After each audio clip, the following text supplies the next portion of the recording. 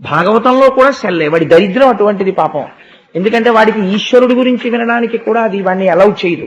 అది మోగుతుంది, వాడు వినాలి. కాబట్టి ఏమవుతుంది అంటే, ఒకడు ఉండి తినలేడు, ఇంకొకడు లేక తినలేడు. ఇద్దరు అనుభవించేది మాత్రం దరిద్రమే. వాడికి తినడానికి కావలసినవి ఇంట్లో 36 పదార్థాలు ఉంటాయి, తినడానికి వాడికి టైం ఉండదు.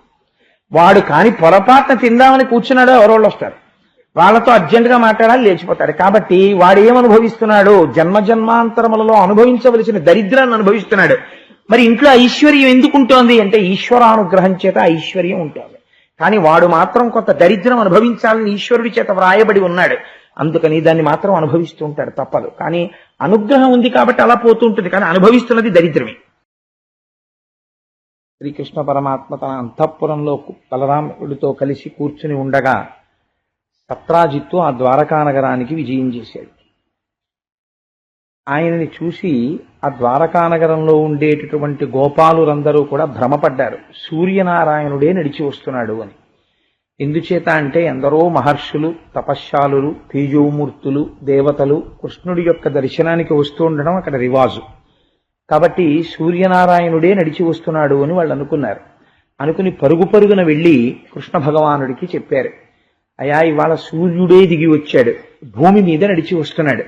ఆయన్ని చూడ్డానికి మా 2 కన్నులతో సరిపోవడం లేదు, అంతటి తేజోమూర్తి అయి ప్రకాశిస్తున్నాడు. ఆతపీ మండలీ మృత్యు పింగళ సర్వతాపన అని మహానుభావుడికి పేరు కదా ఆయనకి. అందుకని ఆ సూర్యనారాయణుడు వస్తున్నాడు అన్నారు. అంటే ఒక చిరునవ్వు నవ్వి కృష్ణ పరమాత్మ అన్నారు, ఆ వస్తున్నవాడు సూర్యనారాయణుడు కాదురా, నిజంగా సూర్యనారాయణుడే కిందకి దిగి వస్తే ఈ భూమండలం ఉంటుందా? సూర్యనారాయణుడంతటి ప్రత్యక్ష దైవం ఎక్కడా ఉండడండి. నిజంగా ఆయన మహాత్ముడు. నిజంగా మీరు అడిగినా అడగకపోయినా మాంసనేత్రముతో చూడడానికి వీలైనటువంటి ఈశ్వర స్వరూపం. నిజంగా భగవంతుని యొక్క తేజస్సు చూడాలి అంటే ఆ సూర్యనారాయణమూర్తి యందు చూడడంలో ఎంత ఆనందం ఉంటుందో. తెల్లవారుగామున నిజంగా సూర్యోదయం అయ్యే సమయంలో వచ్చేటటువంటి ఎర్రటి కాంతులు, ఆ అసౌ యోవ సర్పతి నీలగ్రీవో విలోహిత ఉపైనం గోపా అదృశన్ను దృశన్ను దహార్య అంటుంది రుద్రాధ్యాయం. ఏమీ తెలియనటువంటి అజ్ఞానులైనటువంటి గోపబాలురు నీటి కడవలు పట్టుకుని వెళ్ళేటటువంటి గోపకాంతలో కూడా పరబ్రహ్మమును దర్శిస్తున్నారు అంటుంది. ఆయన అంతటి వాడై ఉదయకాలమునందు లోకమునంతటినీ కూడా చైతన్యమును ప్రోధి చేసి మేల్కొల్పేటటువంటి స్వరూపమై కృతఘ్న, ఎవరైతే కృతఘ్నుడై ఉంటాడో, కృతఘ్నఘ్నాయ దేవాయ జ్యోతిషాం పతయే నమః అంటారు ఆదిత్య హృదయంలో. ఆ సూర్యోదయం అయ్యేటప్పటికి లేవడం అనేటటువంటిది ప్రధాన బాధ్యతగా చెప్తారు. అందుకని అటువంటి సూర్యనారాయణమూర్తిని దేని చేత గుర్తిస్తాం అంటే భాష, ఆయన యొక్క ప్రకాశము చేత. అంతటి ప్రకాశమును చూసి మీరు పొరపాటు పడ్డారు. సత్రాజిత్ అనేటటువంటి రాజు సూర్యనారాయణమూర్తిని చేసినటువంటి ఆరాధనకి ప్రసన్నుడైనటువంటి పరమాత్మ ఆయనకి శమంతకమణి అనబడేటటువంటి మణిని బహూకరించాడు. ఆ శమంతకమణిని ధరించి సత్రాజిత్తు నడిచి వస్తుంటే సూర్యనారాయణుడే అని భ్రమపడ్డారు. అంటే మీరు ఆ మణి ఎంతటి దివ్య తేజస్సుతో ఉంటుందో ఆలోచించారు. ఆ మణికి ఒక ప్రత్యేకత ఉన్నది. సాధారణంగా మణులు అంటే ఏదో అలంకారప్రాయమై మెడలో వేసుకోవడానికి పనికొస్తాయేమో. కొన్ని మణులు విషం విరగడానికి కూడా పనికొస్తాయి. కొన్ని మణులు చంద్రుని యొక్క కిరణములు పడితే మరింత ప్రకాశిస్తాయి, చంద్రకాంత శిలల వంటివి, అలాగే సూర్యకాంత శిలలు. కానీ ఆశ్చర్యకరమైన విషయం ఏమిటంటే, ఈ శమంతకమణికి ఒక విచిత్రమైన లక్షణం ఉంది. ఏమా లక్షణం అంటే, ఎక్కడ శమంతకమణి ఉంటుందో అక్కడ దుర్భిక్షము రాదు, అక్కడ రోగములు రావు, అక్కడ ఉన్నటువంటి వాళ్ళకి ఏ విధమైనటువంటి మానసికమైనటువంటి పీడలు పొందకుండా ఉండగలరు దుర్భిక్షాది కారణముల చేత. అందుకని రోగములు రావు. ఇన్ని లక్షణములతో పాటుగా శమంతకమణికి ఒక శక్తి ఉంది. అది ప్రతిరోజు తెల్లవారేటప్పటికీ 8 బారువుల బంగారాన్ని పెడుతుంది. కాబట్టి ఎవరింట్లోనైనా శమంతకమణి 10 రోజులు ఉందనుకోండి, వాళ్ళ ఇంట్లో 80 బారువుల బంగారం వస్తుంది. సూర్యనారాయణమూర్తి అటువంటి మణిని సత్రాజిత్తుకు బహూకరించాడు. ఇప్పుడు ఆయన అటువంటి మణి ఆయన దగ్గర ఉంది అంటే లోకానికి అంతటికీ చాలా ఆశ్చర్యకరమైన విషయం కదా. అది పెట్టుకుని ఎక్కడికి వస్తున్నాడు, ఇది మీరు శమంతకోపాఖ్యానంలో గమనించవలసినటువంటి విషయం. ఇటువంటి మణులకన్నింటికీ కూడా మణి అయిన వాడెవడున్నాడో వారి దగ్గరికి వస్తున్నాడు. వస్తున్నవాడు ఏ బుద్ధితో వస్తున్నాడు, ఇది చాలా ప్రధానం. మణిని ధరించాడు, ధరించి కృష్ణ దర్శనానికి వస్తున్నాడు. ఈ వార్త ముందే కృష్ణుడికి చేరింది. వస్తున్నవాడు సత్రాజిత్తు అని తెలుసుకున్నాడు. ఈ శమంతక మణితో వచ్చాడు. వచ్చి కృష్ణ దర్శనం చేశాడు. చేస్తే భగవానుడు చెప్పేటటువంటి మాట మీద విశ్వాసం ఉండాలి. విశ్వాసము అత్యంత ప్రధానం. అందుకే మనకి ఏం చెప్తారంటే, ఏది ప్రమాణము, నేను సనాతన ధర్మమునందున్నాను అనడానికి ఏది ప్రమాణము అంటే, వేదమును నమ్మినవాడెవరో వాడు మాత్రమే సనాతన ధర్మమును నమ్మినవాడు. అందుకే మనకి వేదం విషయంలో ఒక మినహాయింపు ఉంది. వేదం నీకొచ్చా రాదా ఇబ్బంది లేదు. ఏమంటే నాకు వేదం రాదు, అసలు నాకు వేదంలో ఒక మంత్రం తెలియదు, స్వరంతో పలకలేను, మరి అయితే నేను ఇంకా అయోగ్యుడనేనా, నేను సనాతన ధర్మంలో లేనట్టే. పెద్దలు అన్నారు, నువ్వేం బెంగపెట్టుకోకు. సనాతన ధర్మమునకున్న గొప్పతనమేమి అంటే, నీవు వేదము చదువుకోక్కర్లేదు, కానీ వేదమును చదువుకుని సుస్వరంతో పలకగలిగినటువంటి వేద పండితుడు కనపడ్డప్పుడు నువ్వు సాష్టాంగం చేసి నమస్కరించు. ఆ వేదము యొక్క ప్రమాణమును అంగీకరించాలి. అందుకే ధ్వజస్తంభానికి నమస్కరిస్తే కానీ దేవాలయంలోకి వెళ్ళకూడదు. ధ్వజస్తంభమే వేద ప్రమాణము. వేద ప్రమాణమును ఈశ్వరా నేను అంగీకరించాను, అది అంగీకరిస్తే మీరు లోపలికెడతారు. ఏ స్వామి ముందు ధ్వజస్తంభం ఉంటుందో ఆయనకి మాత్రమే ఉత్సవం చెయ్యాలి. అన్య దేవతలకి ఉత్సవం చెయ్యడానికి వీల్లేదు ఆలయంలో. ఎందుకో తెలుసా అండి, ధ్వజస్తంభం లేకుండా దేవతలకి ఆలయం ఉంటే ప్రధానమూర్తి పేరు మీద ఏ ఉత్సవం జరుగుతోందో అదే ఉత్సవం అంతే తప్ప మిగిలినటువంటి పరివార దేవతల యొక్క ఉత్సవాలు చెయ్యడానికి వీల్లేదు. మీరు కావాలంటే చూడండి, వెంకటాచలంలో ఆదివరాహమూర్తి దేవాలయానికి ధ్వజస్తంభం ఉండదు. అందుకే ఆదివరాహమూర్తికి ప్రత్యేకమైనటువంటి ఉత్సవాలు ఉండవు. అలాగే వెంకటాచలంలో స్వామివారి ఆనంద నిలయం పక్కనే నరసింహస్వామికి గుడి ఉంది, యోగ నరసింహస్వామి. ఆయన అసలు ఆ మూర్తి ఎవరు చేశారో కూడా ఎవరికీ తెలియదు. ఎప్పుడో అనంతాళ్వార్ల టైంలో ఒకసారి దొరికింది ఆ మూర్తి. ఇలా కూర్చుని ఉంటారు ఆయన. ఆ కూర్చున్నటువంటి యోగ నరసింహమూర్తి యొక్క మూర్తిని తీసుకొచ్చి ప్రతిష్ఠ చేశారు, కానీ ధ్వజస్తంభం లేదు. అందుకే ప్రత్యేకంగా యోగ నరసింహస్వామికి ఉత్సవాలు ఉండవు. ఏ ఉత్సవం చేసినా ఆ ప్రధానమూర్తి అయినటువంటి ఏడుకొండలవాడి ఉత్సవం కిందే పరిగణన చేస్తారు. ఇప్పుడు రేపు మనం ఇక్కడ ఒక అభిషేకం చేశాం అనుకోండి, దాన్ని ఏం చెప్తామంటే, ఎంతటి మహాసంకల్పం చెప్పినా చివరికి తీసుకొచ్చి ఈ అయ్యప్ప స్వామి దేవాలయ ప్రాంగణమునందు అయ్యప్ప కన్నా అభిన్నుడైన కృష్ణుడికి అభిషేకం జరుగుతోంది అని మనస్సులో సంకల్పం చేస్తాం. అప్పుడు ఏమవుతుంది అంటే ఆయనకే జరిగినట్టు.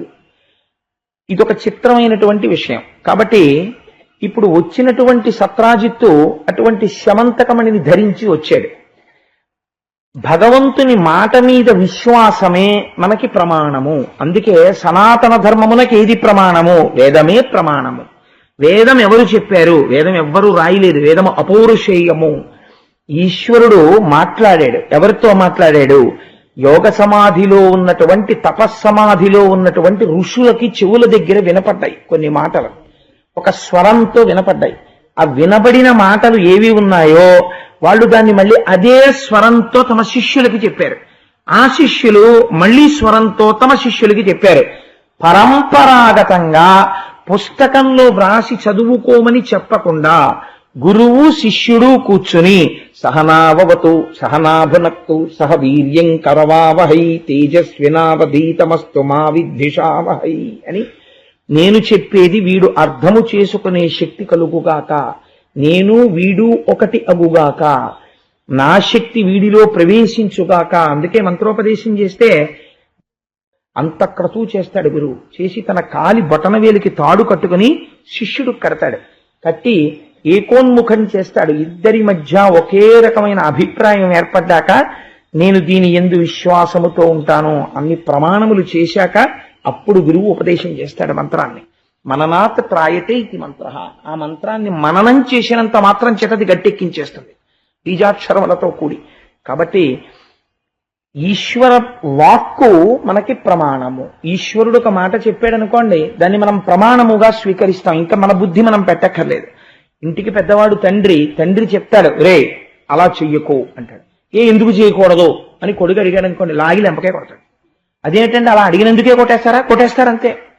నీకు చెప్పక్కర్లేదు అన్నీ, తండ్రి గారు చెప్పాడు చేయడమే అంతే. నీకు తెలుస్తుంది తర్వాత అలా ఎందుకు చెప్పారో.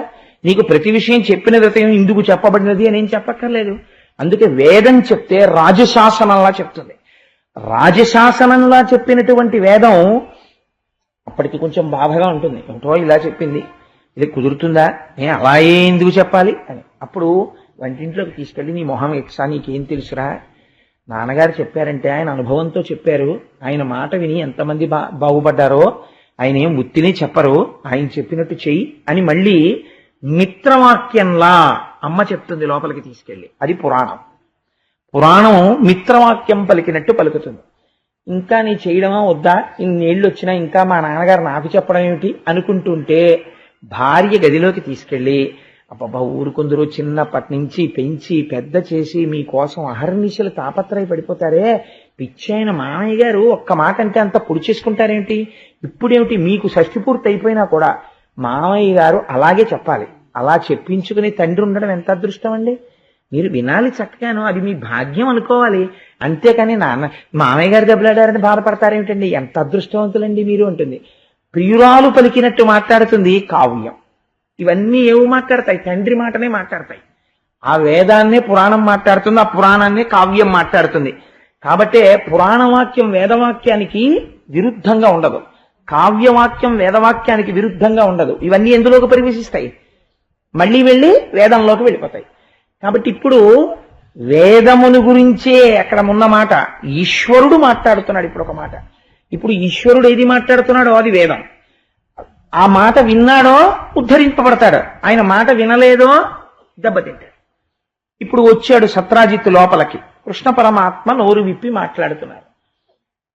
ఆయనకి లేక కాదు, ఆయన చేత కాక కాదు, కేవలం తన మాయాశక్తి చేత ఎక్కడో ఆ మధురలో ఉండేటటువంటి కొన్ని లక్షల మంది ప్రజల్ని సముద్రంలో ద్వారకానగర నిర్మాణం చేసి జరాసంధుడికి దొరకకుండా, ఒక్క ఆవు కూడా మరణించకుండా తీసుకొచ్చి ద్వారకానగరానికి చేర్చినటువంటి మహాపురుషుడికి సత్రాజిత్తు దగ్గర మణి అడిగితే తప్ప ఐశ్వర్యం ఉండదండి. ఆయన మాధవుడు, లక్ష్మీపతి, అనగా ఆదిలక్ష్మి అయిన రుక్మిణితోడా. ఆ లక్ష్మీదేవి ఆయన కోసం నడిచి వచ్చింది రుక్మిణిగా. ఆయన లక్ష్మీ భర్త. ఆయనకున్న ఐశ్వర్యంలో సత్రాజిత్తుకున్న ఐశ్వర్యం ఏ పాటి. కానీ ఈశ్వరవాక్యమునందు ఇంత దొరికేటప్పటికీ ఎలా ఉంటుందో చూడండి మనిషి ప్రవర్తన. అందుకే చెబితే మహానుభావుడు ఉపమానం చెప్పాలంటే రామకృష్ణ పరమహంసే చెప్పాలి. నేను తరచు చెప్తుంటాను ఈ విషయాన్ని. ఎవరో వెళ్ళిపోతుంటే జేబుకి కన్నం ఉన్నవాడు ఒకడు వెళ్ళిపోతున్నాడు.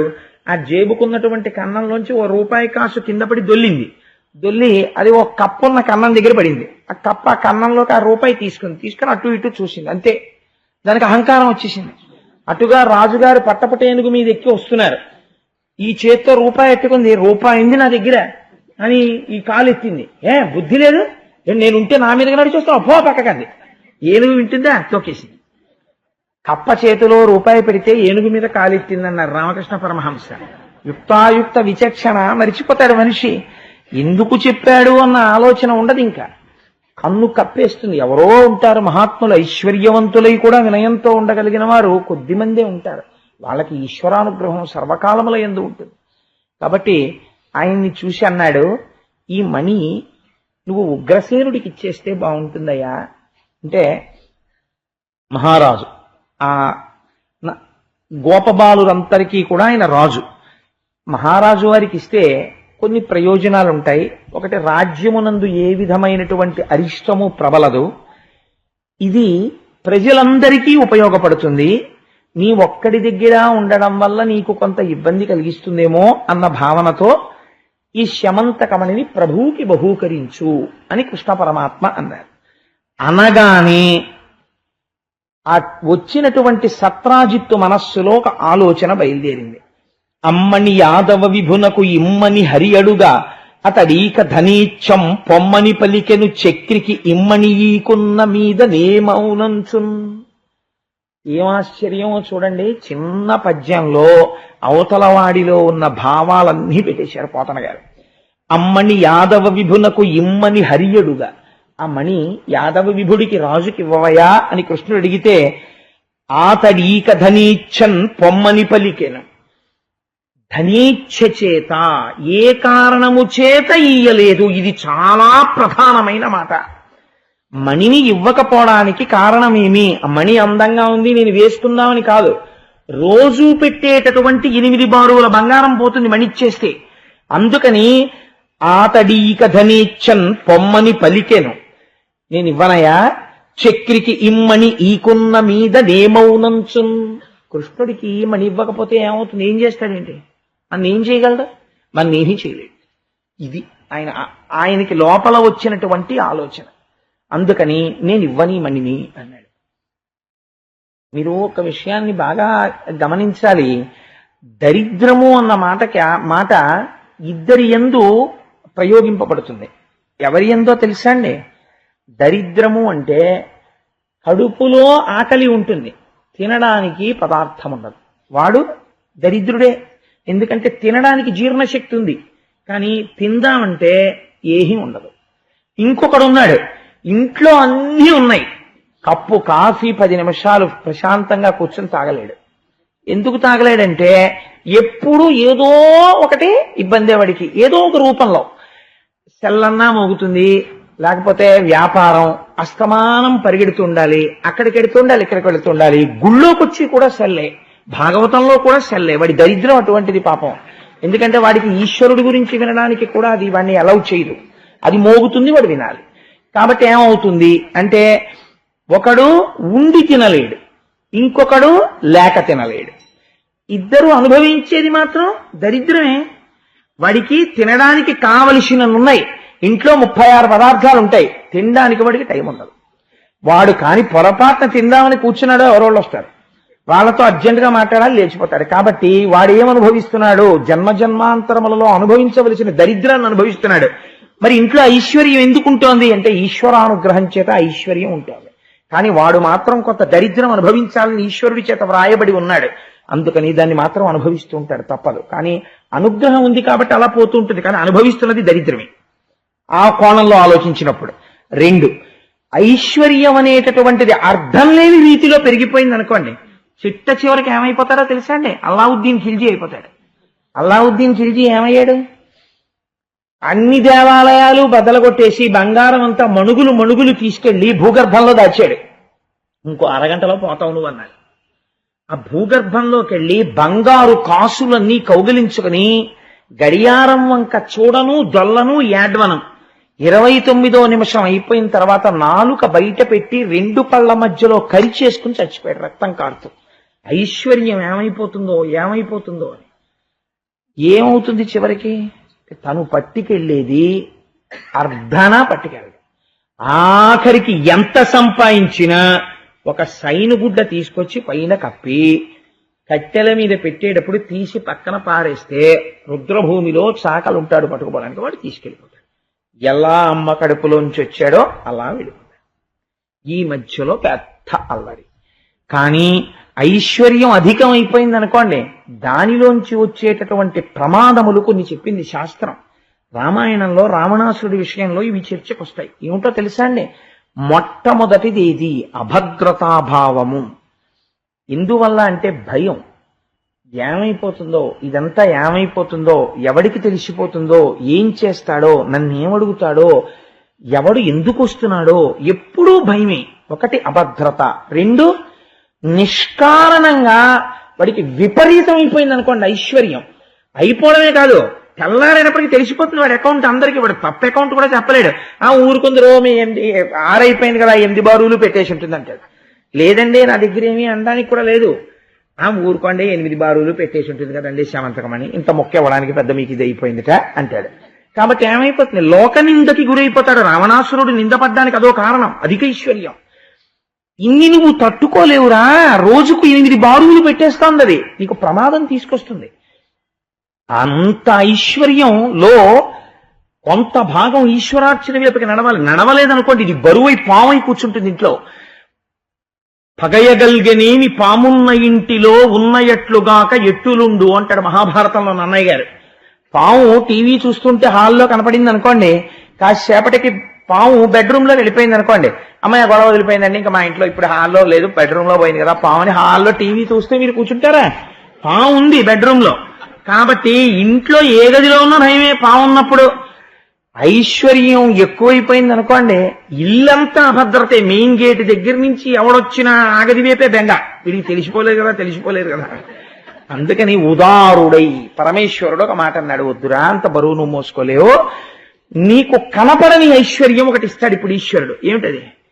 ఈశ్వరానుగ్రహం నీ ఎందుకు ప్రసరిస్తుంది. ఈశ్వరానుగ్రహం ప్రసరిస్తే నీకు బ్యాంకులో ఉంటే ఏటీఎం కార్డు కొడితే 15,000 కన్నా ఇవ్వదు, ₹1,00,00,000 ఉన్నా కూడా.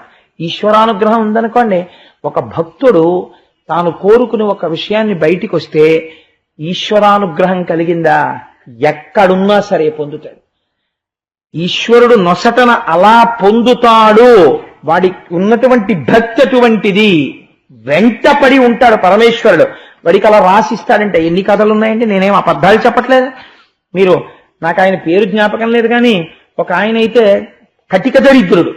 మగపిల్లి వారి దగ్గరికి వెళ్ళి అడిగాడు, అలా మాకేం వద్దులేవా బాబు నీ పిల్లని చాలన్నారు వాళ్ళు. అలా కాదండి మీకు అలా అంటే నేను ఒప్పుకొని మీకు ఏమేం కావాలో లిస్ట్ చెప్పండి నేను రాసుకుంటానన్నాడు. వాళ్ళకి ఒళ్ళు మండి 4 డబల్ కాట్లు, 8 పరుపులు, 5 బీరువాలు, 6 ఫ్రిడ్జ్లు అన్నీ చెప్పారు.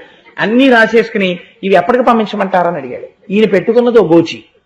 ఎప్పటికి పంపించమంటారని అడిగాడు. అడిగితే వాళ్ళు చూసి అన్నారు, అసలు వీడి సంగతి ఏమిటో చూద్దామని పెళ్లికి ఓ రోజు ముందు ఇవన్నీ వచ్చాక మేము ఇంట్లో పెట్టేసుకుని మేము బయలుదేరి వస్తామన్నారు. అలాగే నేను ఇంటికి వచ్చి వాళ్ళ ఆవిడ ఏం వద్దు అంటారు, ఏమిటది? అందుకని నేను వాళ్ళని అడిగి రాయించుకొచ్చాను లిస్ట్, ఇదిగో అని చూపించాడు. పిల్లల్ని నీ మొహం ఎచ్చా, వాళ్ళు వద్దంటే వచ్చేకి ఎందుకురా ఈ లిస్ట్ అంతా నువ్వు ఇస్తావా అని అడిగాను. ఇస్తాను అన్నాడు. ఎక్కడి నుంచి ఇస్తావని అడిగాను.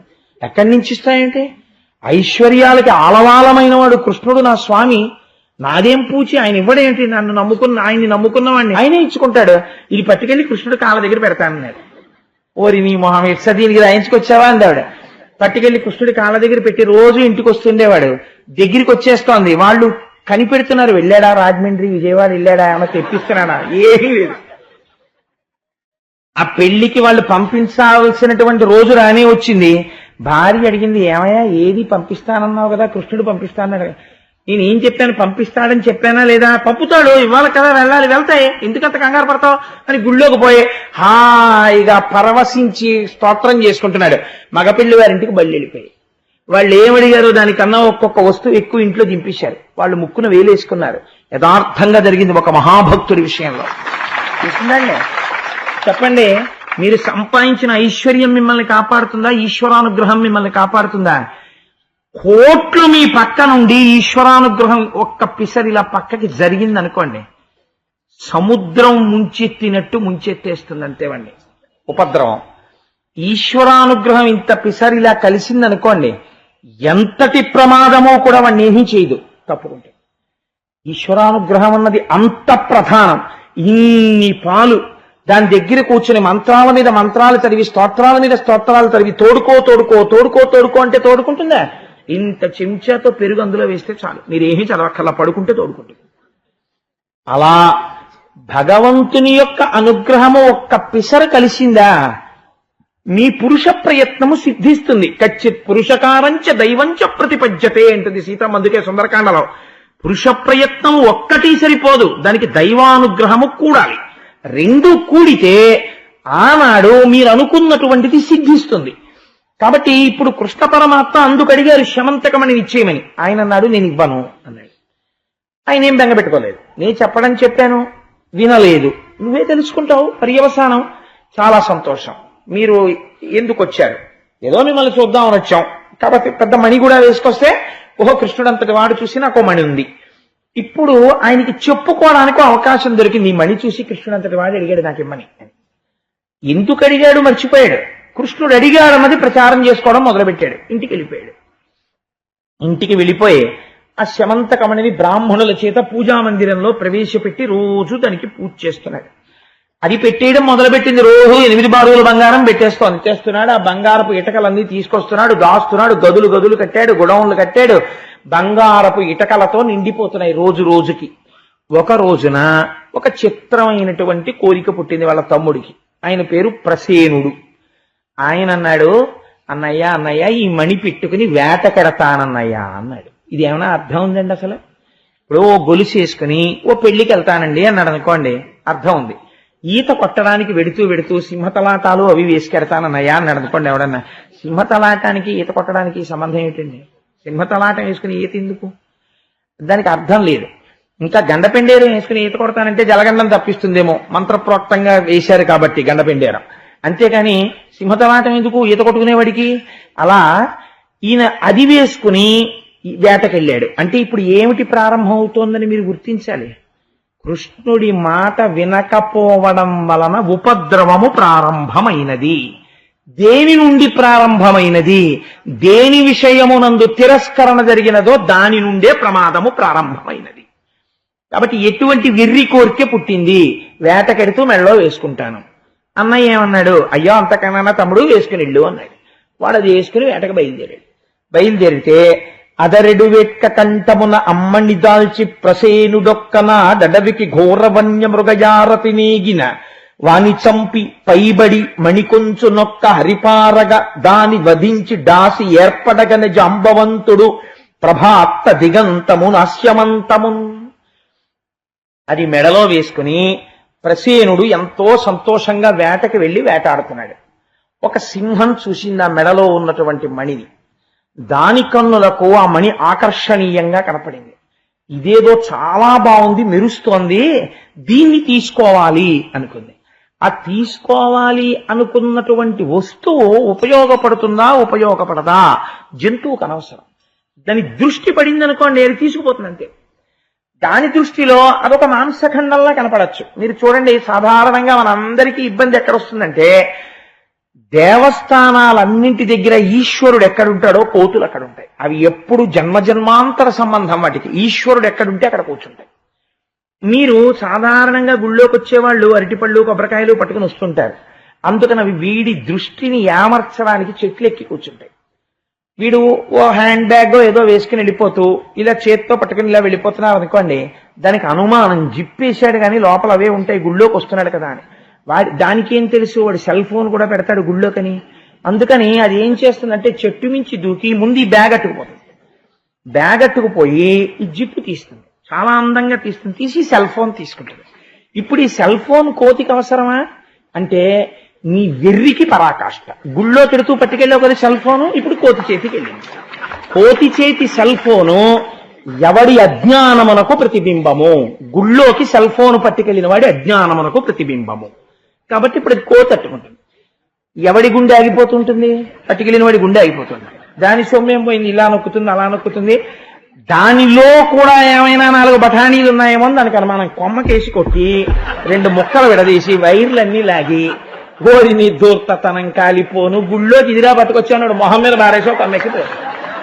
అప్పటికైనా బుద్ధి తెచ్చుకుని గుళ్ళకి మానేస్తే పర్వాలేదు, అప్పటికీ తెచ్చుకుంటే వాడి దరిద్రం.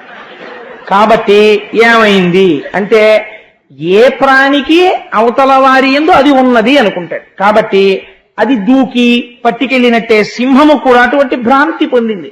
ఎక్కడి నుంచి వచ్చింది ఇదంతా? ఎక్కడ ఎలా ఉండాలో అలా ఉండకపోవడంలోంచి వస్తుంది. కాబట్టి ఇప్పుడు ఏమైంది? వేటకి మణి వేసుకెడదామన్న ఆలోచన ఎందుకు వచ్చింది?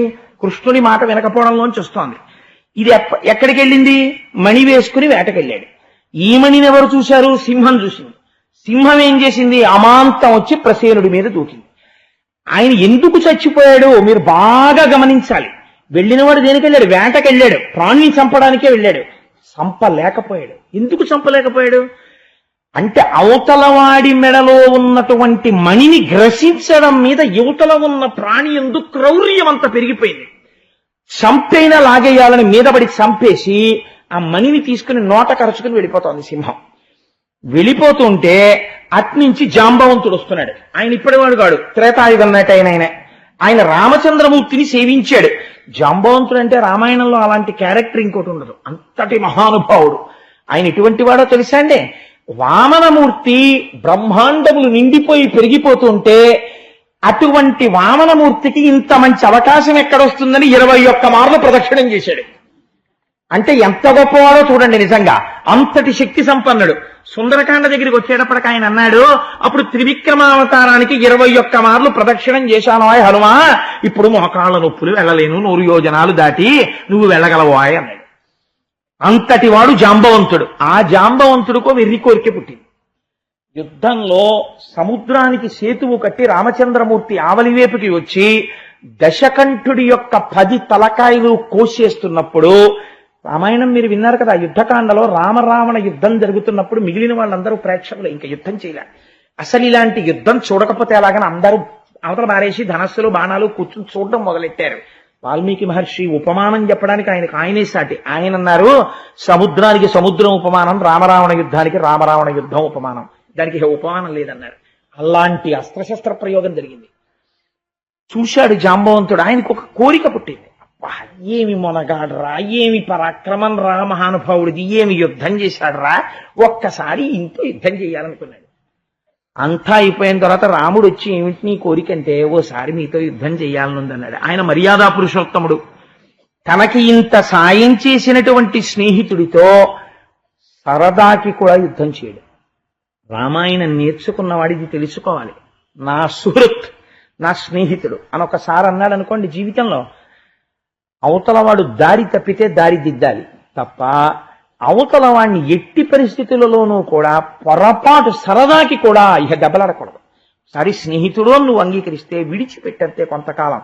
నీతో దూరంగా ఉండడం వల్ల ఆయన మార్గం మళ్ళీ తెలుసుకుని నిన్ను చేరుతాడు తప్ప సరదాకి కూడా ఆయనతో దెబ్బలాడను ఇవాళ అని అనరాదు. నువ్వు అంత నిగ్రహంతో ఉండాలి. మర్యాదా పురుషోత్తముడైన రాముడు నేర్పాడు. కాబట్టి జాంబవంతుడు అన్నాడు, నువ్వు అడిగినా ఈ జన్మలో నీకు ఆ కోరిక తీరదు. నేను ఈ అవతారంలో ఉండగా నీకు ఆ కోరిక తీరదు. వచ్చే అవతారంలో నేను శ్రీకృష్ణుడిగా వస్తాను, అప్పుడు నీకు ఇటువంటి కోరిక తీరుతుంది అన్నాడు. ఆ రాముడు కృష్ణుడు అన్నవి 2 పదార్థముల. అంటే నాకు ఇక్కడ ఒక విషయం చెప్పాలనిపిస్తుంది. మనకి కృష్ణకర్ణామృతం అని చెప్పి లీలాశుకుల వారు రచన చేశారు. ఆయన ఒక ఎంత చమత్కారమైనటువంటి శ్లోకాన్ని రచించారంటే ఆయన అన్నారు, విహాయకో దండ శరౌ ముహూర్తం గృహాన పాణౌ మణిచారు వేణుం మయూరబర్హంచ నిజోత్తమంగే సీతాపతే త్వాం ప్రణమామి పశ్చాత్ అన్నారు. ఏ మహానుభావుడైతే చేతిలో కోదండం పట్టుకుని వెనకాతల అక్షయబాణ తూణీరాలు కట్టుకుని ఆ తర్వాత నెమలి పింఛం పెట్టుకుని చేతిలో వేణువు పట్టుకుని ఎన్నో యుద్ధాలు చేశాడు కృష్ణ పరమాత్మ. అప్పుడప్పుడు వేణువు పట్టుకుంటూ పట్టు పీతాంబరం కట్టుకుని ఉంటాడో అలాంటి కృష్ణ భగవానుణ్ణి నేను సీతాపతి అయిన రాముడిగా నమస్కరిస్తున్నాను. అదేమిటయా, కృష్ణుడిగానే నమస్కరించచ్చు కదా. సీతాపతే త్వాం ప్రణమామి పశ్చాత్. వర్ణన కృష్ణుడిది, నమస్కారం సీతాపతి అయిన రాముడికి. అదేమిటయా, అదేం నమస్కారం అయ్యా నువ్వు అంటే ఆయన అన్నారు, నవస్తు భేద ప్రతిపత్తిరస్తి మే తథాపి భక్తి తరుణీందు శేఖరే. వస్తువు యొక్క స్వభావము రీత్యా 2 లేవు, ఉన్నదొక్కటే. కానీ ఇవాళ నా మనస్సు మాత్రం రాముడిగా నమస్కరించాలనిపించింది. ఎంత గొప్ప ప్రతిపాదనండి. నేను శివుడిగా పరబ్రహ్మాన్ని ఆరాధించడాన్ని నా ఇంట్లో ఇతపూర్వము జన్మించినటువంటి పెద్దలు అనుసరించినటువంటి మార్గమునందున్నవాడను అని అనుకోండి. ఉదాహరణకి చెప్తాను. కాబట్టి నా ఇంటి సింహాసనమునందు పార్వతీ పరమేశ్వరుడు ఆరాధన స్వీకరిస్తారు ప్రతిరోజు. ఒక ఉదాహరణకు అనుకోండి మీరు, నాకు ఒక శనివారం నాడు వెంకటేశ్వరుడి సుప్రభాతం చేసి వెంకటేశ్వర సుప్రభాతానంతరము విష్ణు సహస్రనామ స్తోత్రంతో స్వామిని అర్చన చెయ్యాలి అని నాకు అనిపించింది. అప్పుడు వెంటనే నేను పూజకు కూర్చుని నా మనస్సు చంపేసుకుని, నేను ఏమో అదేంటి శైవుల్లో పుట్టాను, నేనేమో పార్వతీ పరమేశ్వరులకి మా నాన్నగారు పూజ చేశారు, తాతగారు పూజ చేశారు, నేనేమో ఇవాళ విష్ణు సహస్రనామ స్తోత్రం చదివితే, ఆరి దూర్తుడా నీకు విష్ణు సహస్రం కావలసి వచ్చిందిరా, నీకు రోజు ఓం నిధనపతయే నమః ఓం నిధనపతాంతికాయ నమః అనేవాడివి, శనివారం వచ్చేటప్పటికి నీకేమో వెంకటేశ్వర స్వామి కావలసి వచ్చాడా, ఉండు నీ పని చెప్తానంటాడేమో పరమేశ్వరుడని చదవలేక విష్ణు సహస్రనామం అయ్యో ఏమనుకుంటాడో అని ఆ శివాష్టోత్తరమే చదువుకుని ఈనోడు తినేస్తున్నాడు నన్ను ఎదురుకుంటాను చదువుకోనివాడు ఎక్కడికి వెడదామన్నా ఇంట్లో ఆ శివుడు ఫోటో లేను, ఎక్కడ చదువుదామన్నా ఏమనుకుంటాడో భయమేను అని నువ్వు అంతా ఏం బెంగపెట్టుకోక్కర్లేదు. నువ్వు సంధ్యావందనం చేసేటప్పుడు మాతృదేవోభవ, పితృదేవోభవ, ఆచార్య దేవోభవ అని అన్నీ అయిపోయిన తర్వాత ఆఖరణ చిట్ట చివర ఒక మంత్రం చెప్పేస్తారు.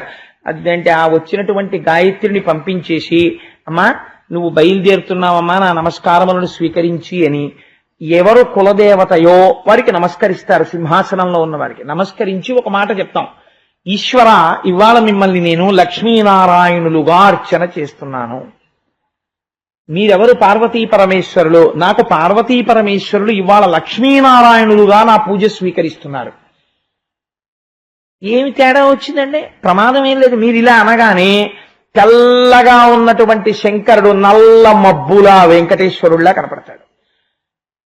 కొంచెం నలుపుగా ఉండేటటువంటి పార్వతీదేవి ఎర్రగా లక్ష్మీదేవిలా కటాక్షిస్తుంది. వాళ్లే ఇలా కనపడుతున్నారు. అబ్బో అసలు టక్కన అలా కనపడతారు. ఏం ఆశ్చర్యం! ఇలా అలా రెండు ఒక్క దాంట్లో కనపడుతున్నాయి. ఏం అదృష్టం అనుకుని మీరు చదువుతుంటే శభాష్ ఇలా చూడగలిగాం అని ఈశ్వరుడు సంతోషించిన నాడు నిజంగా మీకు దేవతారాధన అలవాటు అయినట్టు. మీరు అన్నీ అందులో చూడగలగాలి. అంతేకాని ఆయన వేరండి, ఈయన వేరండి, ఆయన గురించి చెప్తే ఈయన దెబ్బలాడతాడండి, ఆయన గురించి చెప్పకండి నాలుకలు కోసేస్తాం అన్నది ఈశ్వరతత్వం ఎందుకు అవుతుందండి? నీకున్న భేదభావాలు ఈశ్వరుడికి కూడా పెట్టడం అవుతుంది. కాబట్టి అందుకే మాయచేత ఆ ఎరుక లేనివారు బహువిధంబుల నిన్ను పేరుకొండ్రు, ఎరుక కలిగిన వారు ఏకచిత్తంబున వివిధ మూర్తులు నీవయండ్రు అన్నారు పోతన గారు. అజ్ఞానం మాయ పట్టుకున్నంతసేపు వాడికి ఈశ్వరుడు ఏదో ఒక్క దాంట్లోనే కనపడతాడు, మిగిలిన ఈశ్వరుడు కాడు. ఆ మాయ పోతే ఉన్నది ఒక్కటే పదార్థం అనగలుగుతాడు. అందుకని జాంబవంతుడు ఆ రోజున రాముణ్ణి వరం అడిగాడు, కానీ వరం ఎప్పుడు తీరింది? కృష్ణావతారంలో తీరుతోంది. ఎందుకని?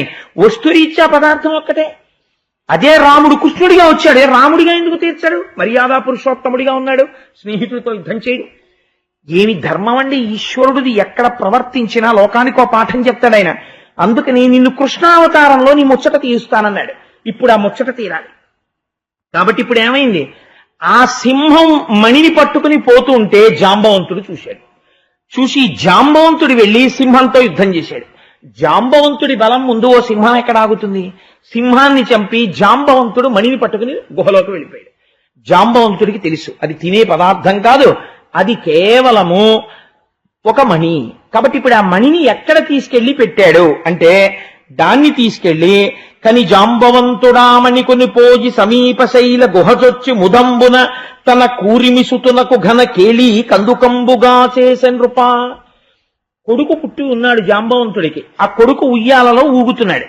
ఆ కొడుకు ఆడుకోవడానికి ఆ కొడుకు ఉయ్యాల పైదండె మీద ఈ మణి కట్టాడు. వాడు ఆ మణి చూసి ఉంగా ఉంగా అంత కాంతిగా ఉన్న వస్తువుని చూసి పిల్లల దృష్టిని తొందరగా ఆకర్షిస్తాయి కొన్ని కొన్ని వస్తువులు. ఏదో చిలుక టపటపటపటపలు ఆడుతోంది అనుకోండి, అదేదో కుయ్యి కుయ్యి అంటోంది అనుకోండి, వాళ్ళు వెంటనే దాని వైపు కన్నార్పకుండా చూసి ముందు దాన్ని ఇలా పట్టుకుని ఆ తర్వాత ఇలా నోటి దగ్గరికి తెచ్చుకుని నోట్లో పెట్టేసుకుని కొరికేద్దామని చూస్తారు. చూసి అదేదో కుయ్యికీలాడుతుంటే వీళ్ళు కూడా పెద్ద నవ్వులు నవ్వేసి ఆడేసుకుని పొంగిపోతారు. అందుకని ఇంత శమంతకమని చివరికి ఏమైంది దాని బతుకు అంటే జాంబవంతుడు కొడుక్కి ఆట వస్తువు అయింది. ఎందువల్ల అవుతోంది రోజు రోజుకి అంటే ఒకనాడు అడిగిన చోట ఇచ్చుంటే ఇవాళ ఈ పరిస్థితి వచ్చి ఉండేది కాదు. ఆ మణికి వచ్చి ఉండేది కాదు, సత్రాజిత్తుకి వచ్చి ఉండేది కాదు. ఇప్పుడు ఆ మణి ఎక్కడికి వెళ్ళింది? ఒక్క జాంబవంతుడికి తెలుసు. చచ్చిపోయిన సింహం మాట్లాడదు, చచ్చిపోయిన ప్రసేనుడు మాట్లాడదు, చచ్చిపోయిన ఆయన గుర్రం మాట్లాడదు. కాబట్టి ఇప్పుడు ఆ మణి ఎక్కడుందో ఎవరికి తెలుసు? ఒక్క జాంబవంతుడికే తెలుసు. ఇప్పుడు విచిత్రం ఏం జరిగింది అంటే సాక్ష్యం పోయింది. మణి పోయింది, మణితో సాక్ష్యము పోయింది. ఎవరు పట్టుకెళ్లారు ఎవరికి తెలియదు. ఆయన ఏం తెలివి తక్కువవాడా సత్రాజిత్తు? ఎంతమంది సైన్యాన్నో పంపించాడు, అన్ని దిక్కులా వెతికించాడు. చిత్రం ఏమిటంటే ఆయన కర్మలా ఉంది. అసలు ప్రసేనుడు చచ్చిపోయినటువంటి చోటు కాని గుర్రం కాని కనపడలేదు.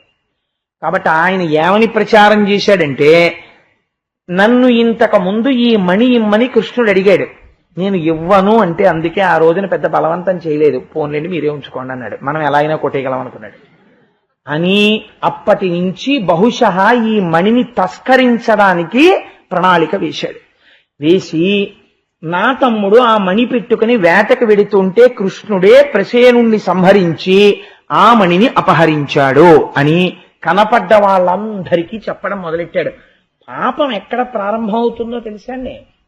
ఒక వస్తువు పోయిందనుకోండి, ఒక వాచి జారిపోయింది అనుకోండి, ఎక్కడో ఒక వాచి జారిపోగానే ఈశ్వరుడు ఆ వాచి వెళ్ళిపోవడానికి నిర్ణయించి వేరొకరికి ఎవరికో అందించాలని దాన్ని ఈశ్వరుడు సంకల్పం చేశాడు. దానికి కోటేశ్వరరావు నిన్ను అడిగితే ఇవ్వవు, నీ వాచి తీసుకుంటానని ఈశ్వరుడు తీసుకున్నాడు. నేను ఎంత అదృష్టవంతుడు నేను మీరు అనుకున్నారనుకోండి, మనస్సు కొంత తృప్తిని పొందుతుంది.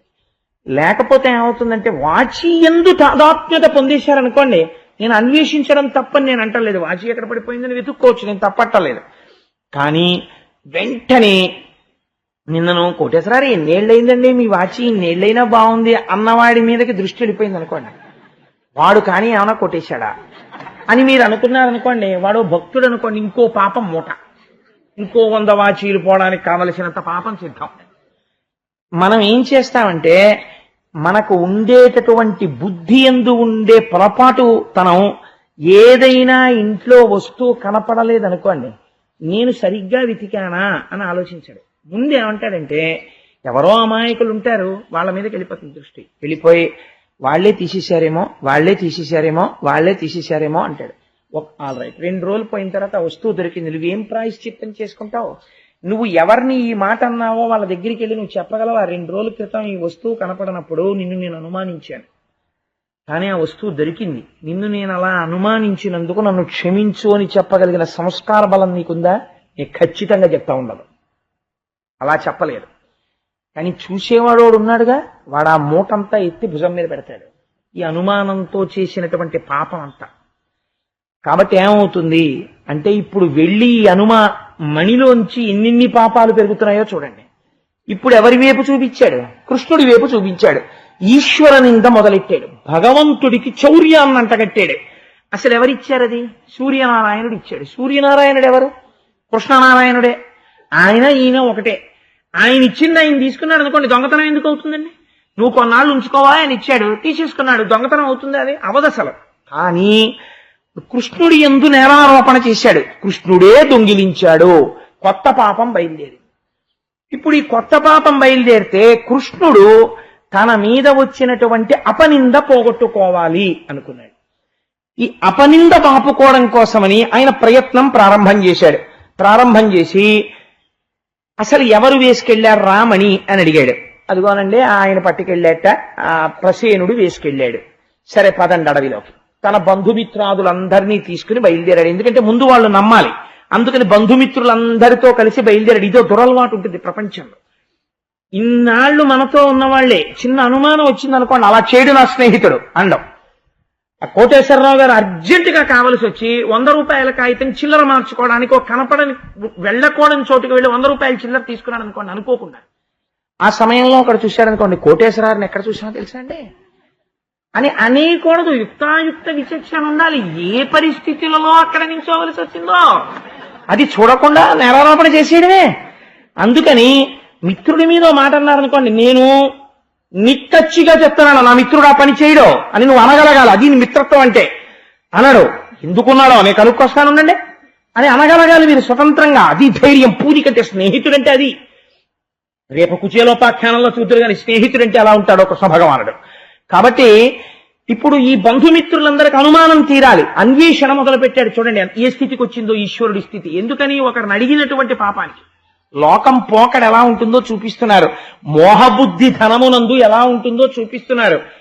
అందుకని వెళ్ళాడు. వెళ్ళి వెతుకుతున్నాడు. అక్కడ ప్రసేనుడి యొక్క గుర్రము ఆయన కళేబరము కనపడ్డాయి, మణి లేదు. కాబట్టి ప్రసేనుడి గుర్రాన్ని ప్రసేనుణ్ణి ఎవరో చంపుండాలి. ఎవరు చంపుంటారు? మళ్లీ సాక్ష్యం కోసం వెతికారు. సింహం యొక్క అడుగు జాడలు కనపడ్డాయి. అయితే సింహం చంపింది. ఈ సింహం ఎటు వెళ్ళింది? సింహం అడుగు జాడలు వెళ్ళిన వైపుకు వెళ్ళారు. ఇప్పుడు సింహం అడుగు జాడల దగ్గర ఒక భల్లూకము యొక్క అడుగు జాడలు కనబడ్డాయి. అంటే ఈ సింహాన్ని ఒక భల్లూకం చంపింది. ఈ భల్లూకం ఎటు వెళ్ళింది? ఆ భల్లూకం ఉన్న వైపుకు వెళ్ళారు. వెళితే అది ఒక పర్వత గుహలోకి వెళ్ళిపోయి అడుగు జాడలు. ఇప్పుడు ఆ భల్లూకం ఎక్కడుంది? పర్వత గుహలో ఉంది. ఎవరా భల్లూకం? సింహాన్ని చంపిన భల్లూకం. కాబట్టి ఎవరు పడితే వాళ్ళు లోపలికి ఎడతారు ఏమిటండి? మీరు వెళ్ళండి అంటారు. కొంచెం బలంగా ఉండేవాడిని ఏమంటారంటే, మీరు వెళ్ళరండి మేస్టారు, మేము బయట ఉంటాం, ఇక్కడే ఉంటాం, ఎక్కడికి వెళ్ళిపోండి, మేము ఇక్కడ ఉంటాం, మీరు వెళ్ళి పని చేసుకొచ్చేయండి, మనం కలిసి వెళ్ళిపోదాం, మేము ఎక్కడికి వెళ్ళాం మీరు వచ్చేవరకు అంటారు. మీరు చాలా మందిని అక్కడే మీరు ఎంత స్నేహం చెయ్యొచ్చో తెలుసుకోండి. ఏం పర్వాలేదో, నేనున్నాను, కష్టం వచ్చినప్పుడు కాకపోతే ఎందుకో, friend in need is a friend indeed, నేనున్నానన్నవాడు బంధువు. అంతేకాని వాడు కష్టంలో ఉన్నప్పుడు వీడికి సంతోషం సంకలు కొట్టుకుని ఇంట్లో చెప్పుకుంటాడు. వాడు ఇవాళ వృద్ధిలోకి వస్తే వాడికి ఏడుపు, తలుచుకుని ఏడుస్తుంటాడు. వాడు బంధువు ఏమిటంటే రాబంధువు వాడు అందుకే పనికొస్తాడంతే, ఇంకొక దానికి పనికిరాడు, దేహబంధువుగా వాడు. కాబట్టి అలాంటి బంధుత్వాలు ఎలా ఉంటాయో చూపిస్తున్నారు ఆఖ్యానంలో. వీళ్ళందరూ గుహ బయట ఉంటా ఉన్నారు, మీరు వెళ్ళి చూసిరండి అన్నారు. చూసిరండి అంటే ఏంటి? మీ మీద ఆపద, ఎవరిది పని? మీది. మీ మీద వచ్చింది నింద, మా మీద వచ్చింది ఏమిటి? మేము ఎత్తుకుపోయామన్నారా? మీరు ఎత్తుకుపోయారన్నారు. ఇక్కడ వరకు అంటే ఏదో వచ్చాం మీతో పాటు, కాస్త కాఫీయో టిఫినో తింటూ దొరికితే తింటాం. ఇంకా ఈ భల్లూకం ఇందులోకి వెళ్ళిందని తెలిసింది. గుహ ఇది, గబుక్కుని కొట్టేస్తే అది ఏమోలో కూర్చుని చీకట్లోనూ. నింద మీది కాబట్టి అయ్యా మీరు వెళ్ళండి అని నోరు విప్పి చెప్పరు, అదో గమ్మత్తు. మీరు వెళ్ళండి మేము బయట ఉంటాం అంటారు. అంటే ఏడు దాని ఉద్దేశం, ఎవడి మీద నింద ఉందో వాడు వెళ్ళాలని. అందుకు సిద్ధపడ్డాడు. ఒక్క మణిలోంచి లోకంలో ఎన్ని రకాలైనటువంటి శీల ప్రవృత్తి కలిగిన వాళ్ళు ఉంటారో స్వామివారు ఫిల్టర్ చేస్తున్నారు లోకానికి. ఇన్ని పాఠాలు చూపించేస్తున్నాడో చూడండి. ఇప్పుడు ఈయన లోపలికి వెళ్ళాడు. ఉయ్యాల మీద మణి వేలాడుతోంది, ఎవ్వరూ లేరు గుహలో. కాబట్టి పని అయిపోయింది, వచ్చింది, మణి తీసుకుపోవచ్చు. వెళ్ళి ఆ మణిని తీసుకున్నాడు. అక్కడ ఒక దాది ఉంది, ఆ దాది చూసింది, మణిని పట్టుకెళ్ళిపోతున్నారు ఎవరో అని పెద్ద కేకలేసింది.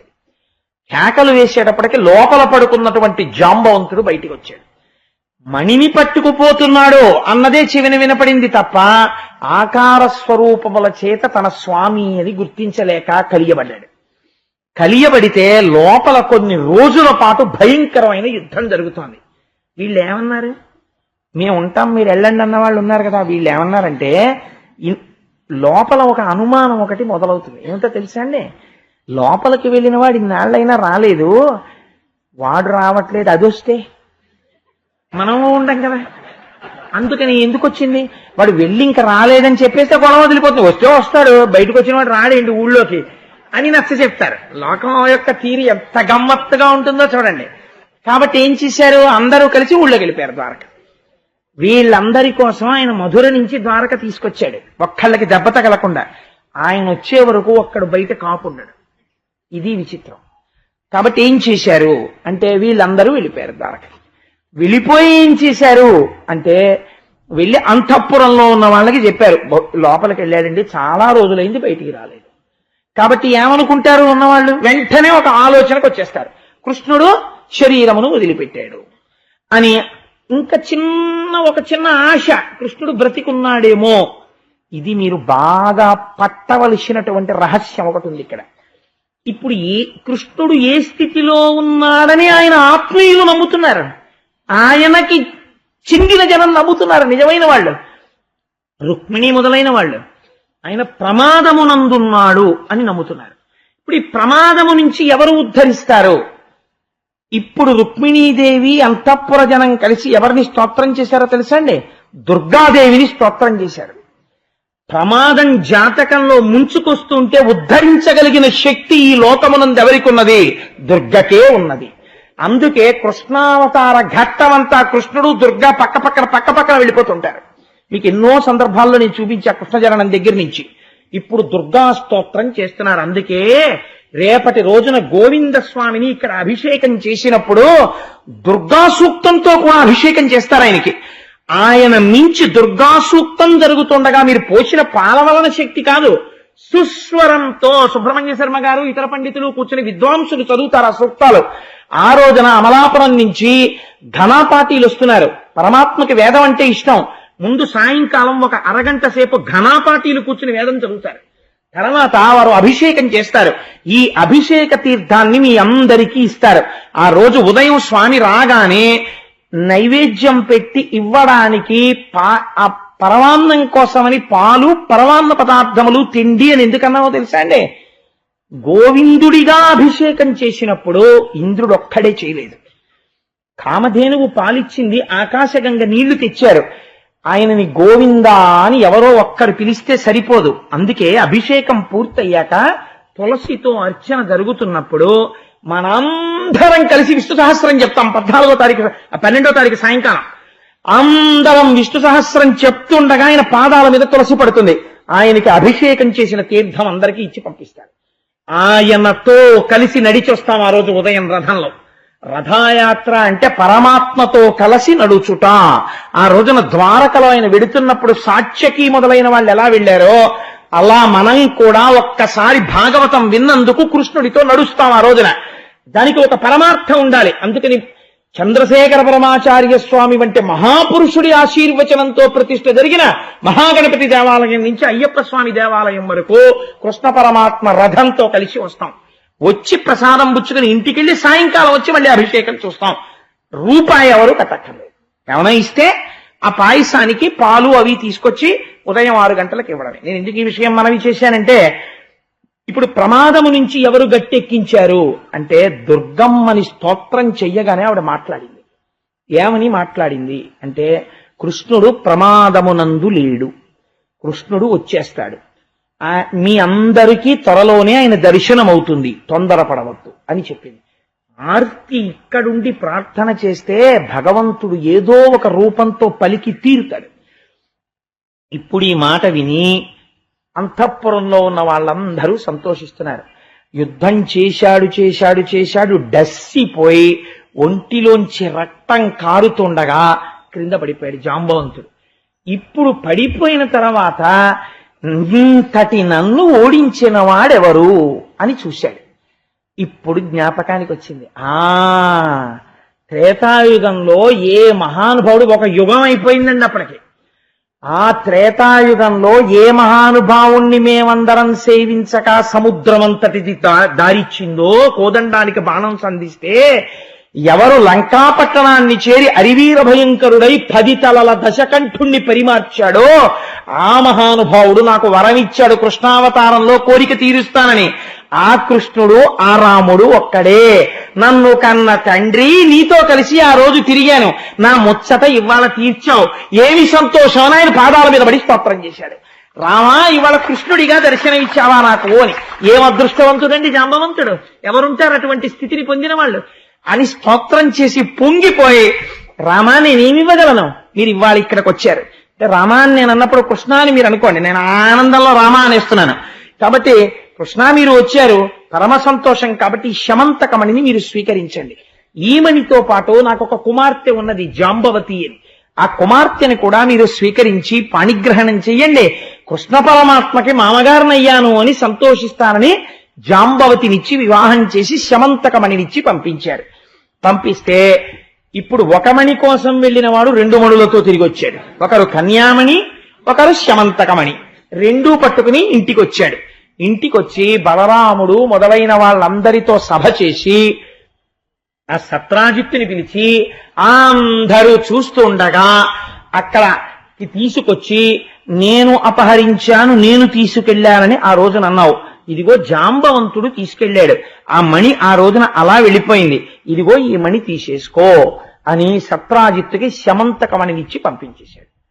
విచిత్రం ఏమిటో తెలుసా అండి, ఇచ్చి పంపుతున్నప్పుడు అయ్య బాబోయ్ మీరే ఉంచుకోండని అనలేదు సత్రాజిత్.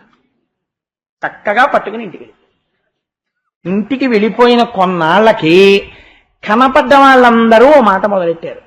ఇన్ని మాటలు అనేవాడివయ్యా, ఆ టైంలో అస్తమానం కృష్ణుడు ఎత్తుకుపోయాడు అనేవాడివి, ఇంట్లోనే పెట్టుకున్నావా, మళ్ళీ జాగ్రత్తగా పెట్టుకుంటున్నావా, ఇప్పటికైనా మళ్ళీ వేటకెళ్లే వారికి ఇవ్వకే సలహా చెప్పేవాళ్ళు ఎంతమంది ఉంటారు.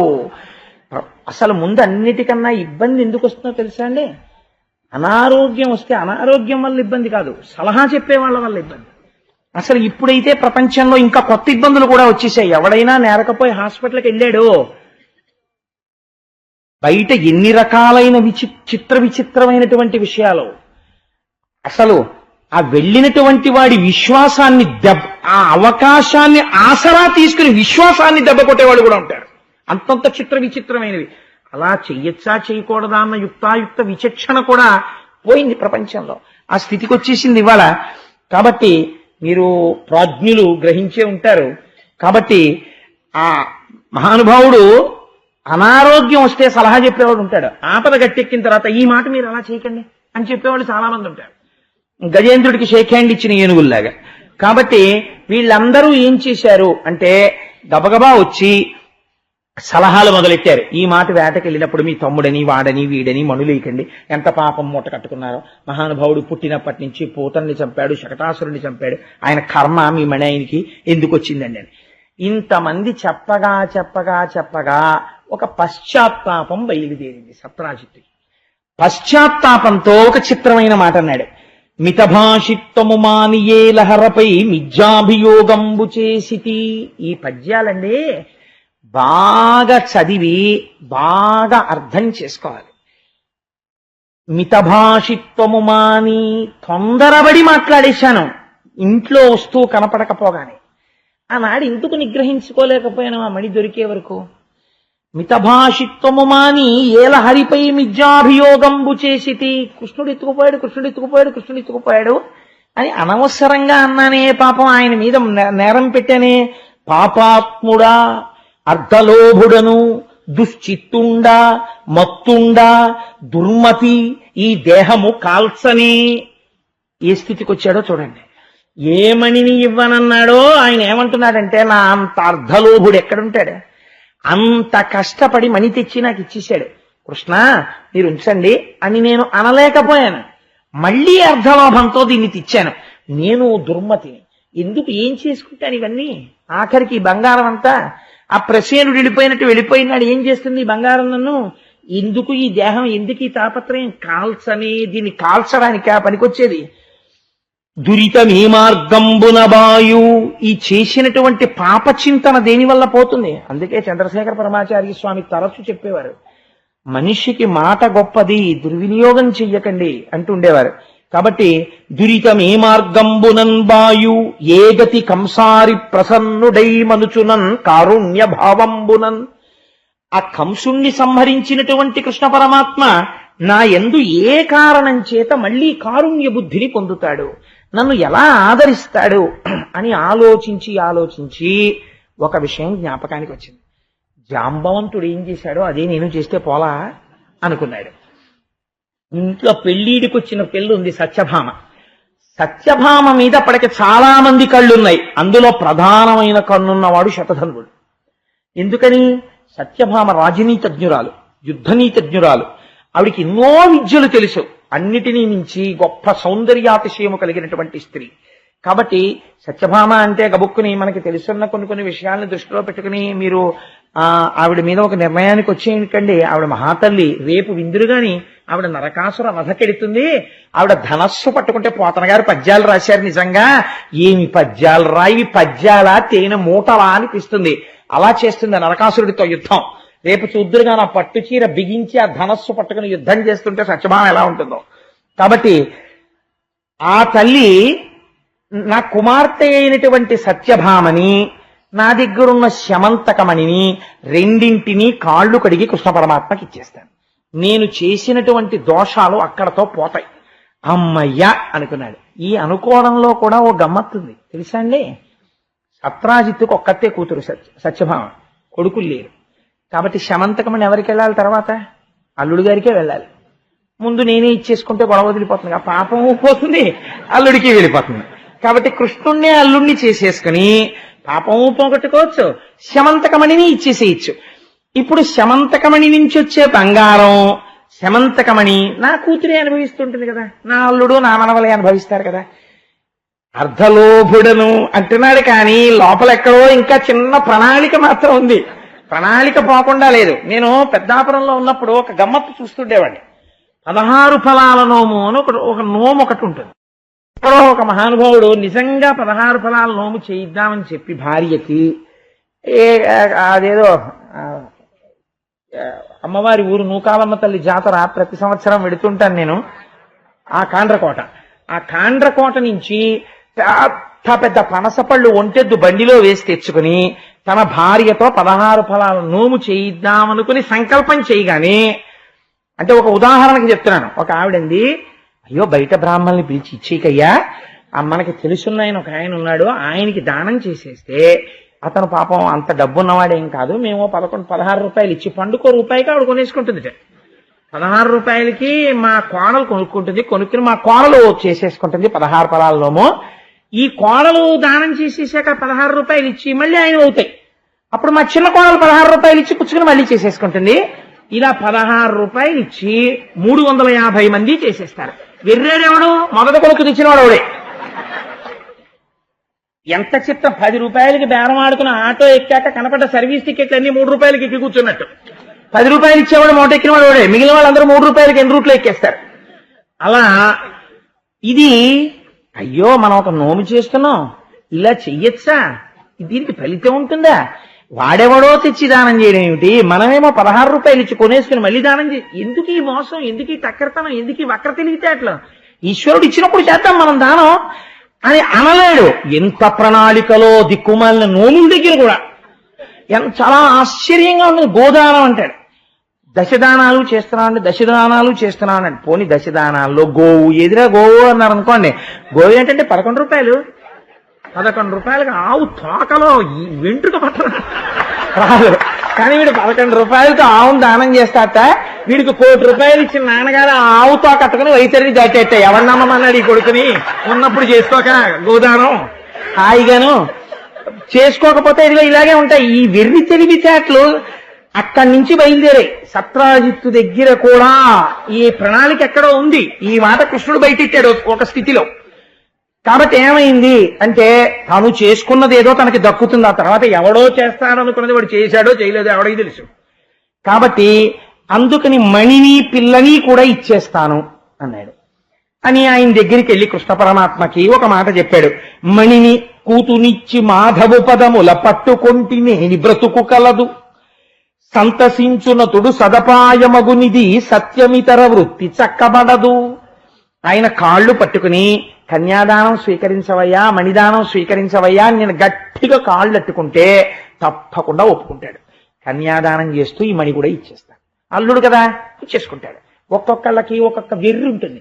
మేమేమిచ్చినా పుచ్చుకుంటాడు అల్లుడు అనుకుంటాడు. అల్లుడికి చాలా సంస్కృతి సంప్రదాయం ఉన్నవాడు, అలా పుచ్చుకునే వెర్రేడేం గాడు వాడని తెలియదు వాళ్ళకి. తెలియక దేనికోసం అర్రులు చచ్చేవాడు అల్లుడు అనుకుంటుంటారు. కాబట్టి ఆ వచ్చినటువంటి వాడికి శమంతకమణిని కూడా ఇస్తే పుచ్చేసుకుంటాడు అనుకున్నాడు ఆయన. ఆయన పరమాత్మ, ఆయనకి అలా ఈయన బుద్ధి ఆయన కనిపెట్టగలడని తెలుసుకోలేకపోతున్నాడు సత్రాజిత్ ఇంకా. కాబట్టి ఏం చేశాడు? మనపూర్వకంగా ఇచ్చినదైతే ఎందుకు పుచ్చుకోడండి? సత్యభామని పుచ్చుకున్నవాడు శమంతకమణిని పుచ్చుకోడు. ఆయన అన్నాడు, తీరా కన్యాదానం చేసేటప్పుడు కాళ్ళు కడిగించుకుని పిల్లమెళ్ళలో తాళి కట్టేశాక పెద్ద పెట్టోటి తీసి పట్టుకొచ్చి అల్లుడు గారు పుచ్చుకోండి అన్నాడు. నీ ఆలోచన నాకు తెలుసు అనుకుని కృష్ణుడు అన్నాడు, మణి ఇచ్చినాడు వాసరమణి నీకును మాకు కలవు మణులు, కుమారీమణి చాలునంచు కృష్ణుడు మణి సత్రాజిత్తునకు మరలగనిచ్చెన్. ఆయన అన్నాడు, మణులు నీకు ఉన్నాయి మాకు ఉన్నాయి, ఇంతకు ముందోసారి అడిగాను నువ్వు చెప్పావు చాలే అనుకుని మనసులో, ఇప్పుడు నువ్వు పట్టుకొచ్చి మాకు ఇస్తానన్నమణి కన్యామణి ఆమెని స్వీకరించాం. ఇలాంటి మణులు మీకు ఉన్నాయి మాకు ఉన్నాయి, మాకు అక్కర్లేదండి, మణి మీరు ఉంచుకోండి అని ఇచ్చేసాడు. ఇప్పుడు నేరకపోయి పుచ్చుకుని ఒక్కసారి ఇవ్వనందుకు ఎంత బరువు అయి కూర్చుందో చూడండి. అది ఇక్కడ శుద్ధితో లేనప్పుడు మళ్ళీ వెంటబడ్డా ఈశ్వరుడు పుచ్చుకోవట్లేదు. ఇక్కడ శుద్ధితో ఒక తృణం ఇలా ఇస్తే, అందుకే అంటాడు ఆయన, ఒక్క చిన్న క్లాసు పెట్టాడు భగవద్గీతలో, నువ్వేమిస్తావురా నాకు, నీ బుర్రా యావదావర్తతే చక్రం యావతీ చ వసుంధరా తావత్వమిహ సర్వత్వం స్వామిత్వం అనువర్తయ. సూర్యచంద్రులున్నంత కాలం ఈ బ్రహ్మాండములన్నీ నావి. నేను సృష్టించిన ఐశ్వర్యం నా కటాక్షం లేకపోతే బియ్యం గింజల్లోంచి వరి మొక్క ఎక్కడి నుంచి వచ్చిందిరా? నేనే ఇస్తే నువ్వు తిన్నావా, నువ్వు పెడితే నేను తిన్నానా? అయినా తింటా నువ్వు పెడితే. పత్రం పుష్పం ఫలం తోయం యోమే భక్త్యా ప్రయచ్చతి. ఓ చిన్న మాట పక్కనెట్టాడు. నేను దరిద్రుడనై నీ దగ్గర పుచ్చుకోను. పత్రం ఒక ఆకి తీసుకుంటాను, పుష్పం ఒక తుమ్మి పువ్వు ఇలా పుచ్చుకుంటాను, ఫలం ఒక్క పండి శబరి అయిపోతావు, తోయం ఇన్ని నీళ్లు పోయి పరమపదాన్ని ఇచ్చేస్తాను. కానీ ఒక్కటి మాత్రం ఉండాలి, యోమే భక్త్యా ప్రయచ్చతి. ఈశ్వర, ఇది నువ్వు నాకిచ్చింది నీకు ఇస్తున్నాను, నేను నీకివ్వట్లేదని ఇలా వంచి తవయి పొంగిపోతాను. ఇలా ఎత్తి నేనిస్తున్నానని ఇస్తే ఓరి నాయనోయ్ ఎంత అల్లర్రోయ్ అనుకోవలసి వస్తుంది నేనంటాడు పరమాత్మ. శివుని శిరమున కాసిన్ని నీళ్లు చల్లి పత్తిరి సుమంతనెవ్వాడు పారవయించు కామధేనువు వానింటి కాడి పశువు అల్ల సురశాఖ వానింటి మల్లె చెట్టు అంటారు. పరమశివుడి తల మీద ఇన్ని నీళ్లు చుక్కలు ఇలా చల్లి వాడు అభిషేకం చేయలేదు, చల్లెట్టిలాగా ఇలా వెళ్ళిపోతూ బాగా చెప్పారండి. వాటర్ బాటిల్లో నీళ్ళు ఇలా చల్లారనుకోండి, ఏమిటండి పనుల అనం శివుట ఇలా నీళ్లు చల్లేట టైం లేదా అభిషేకం చేయడానికి. ఇంకోటి ఇలా ఆకోటి కోసి ఇలా పారేసేట. ఆహాహా ఏమి పూజ చేసి ఎంత ఎంత ప్రీతిరా, నీళ్ళు ఇలా తీసుకుని ఇలా చల్లావా నా మీద, ఎంత భక్తిరా. అంటే నిజంగా భక్తితో చల్లిన వాడికిట ఒరే నేను నీకేమి ఇవ్వగలనరా అని కామధేనువుని తెచ్చి వాడి పెరట్లో కట్టేసి వెళ్ళిపోయాడు. ఇది ఈశ్వరుడు యొక్క లొంగుబాటు. రేపు కుచేలోపాఖ్యానంలో చూద్దురు గాని అసలు ఈశ్వరుడంటే దేనికి లొంగుతాడో, ఎటువంటి వాడికి లొంగుతాడో కుచేలోపాఖ్యానంలో చూద్దురు గాని.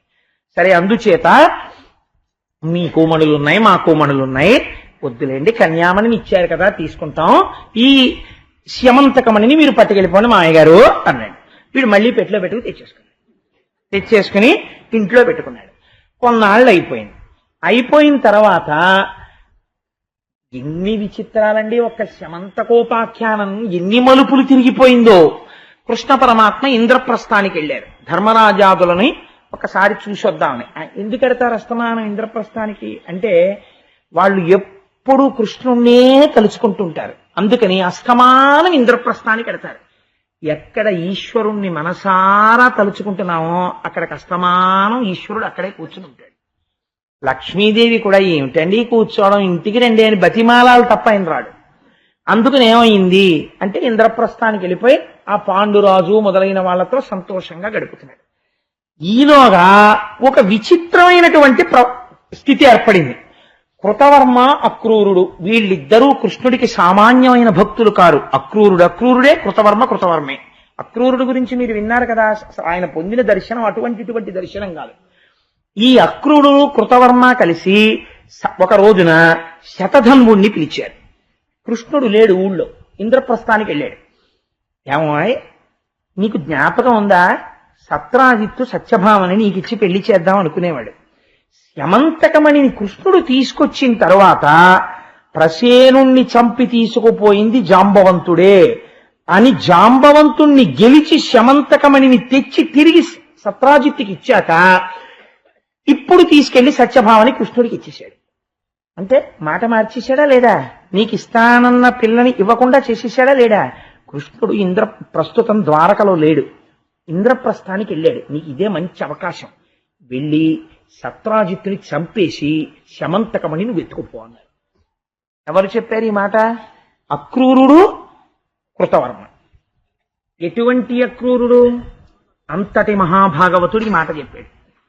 రాసేటప్పుడు వ్యాసుడు కాని పోతన కాని నిర్మోహమాటం, జరిగింది జరిగినట్టే రాసేస్తారు. అక్రూరుడు కదా ఇలా రాస్తే బాగుంటుందా అని ఇలా ఏం వేళ్లు విరుచుకోరు గంటాలు పక్కనెట్టి. ఇప్పుడు అక్రూరుడి మాట నమ్మి ఉన్నవాడు ఉన్న ఫలంగా శతధన్వుడు సత్రాజిత్ అంతఃపురానికి వెళ్ళాడు. సత్రాజిత్తు గాఢ నిద్రలో ఉన్నాడు.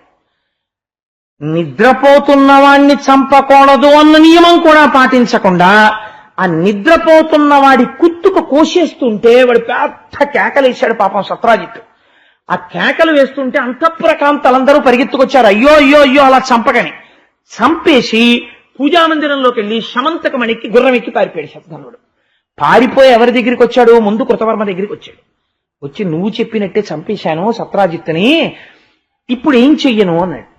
అంటే ఇప్పుడు మన ఇద్దరం కలిసి ఏం చేద్దాం తర్వాత, నువ్వు చెప్పావు కదా నేను చేసేసానన్నాడు.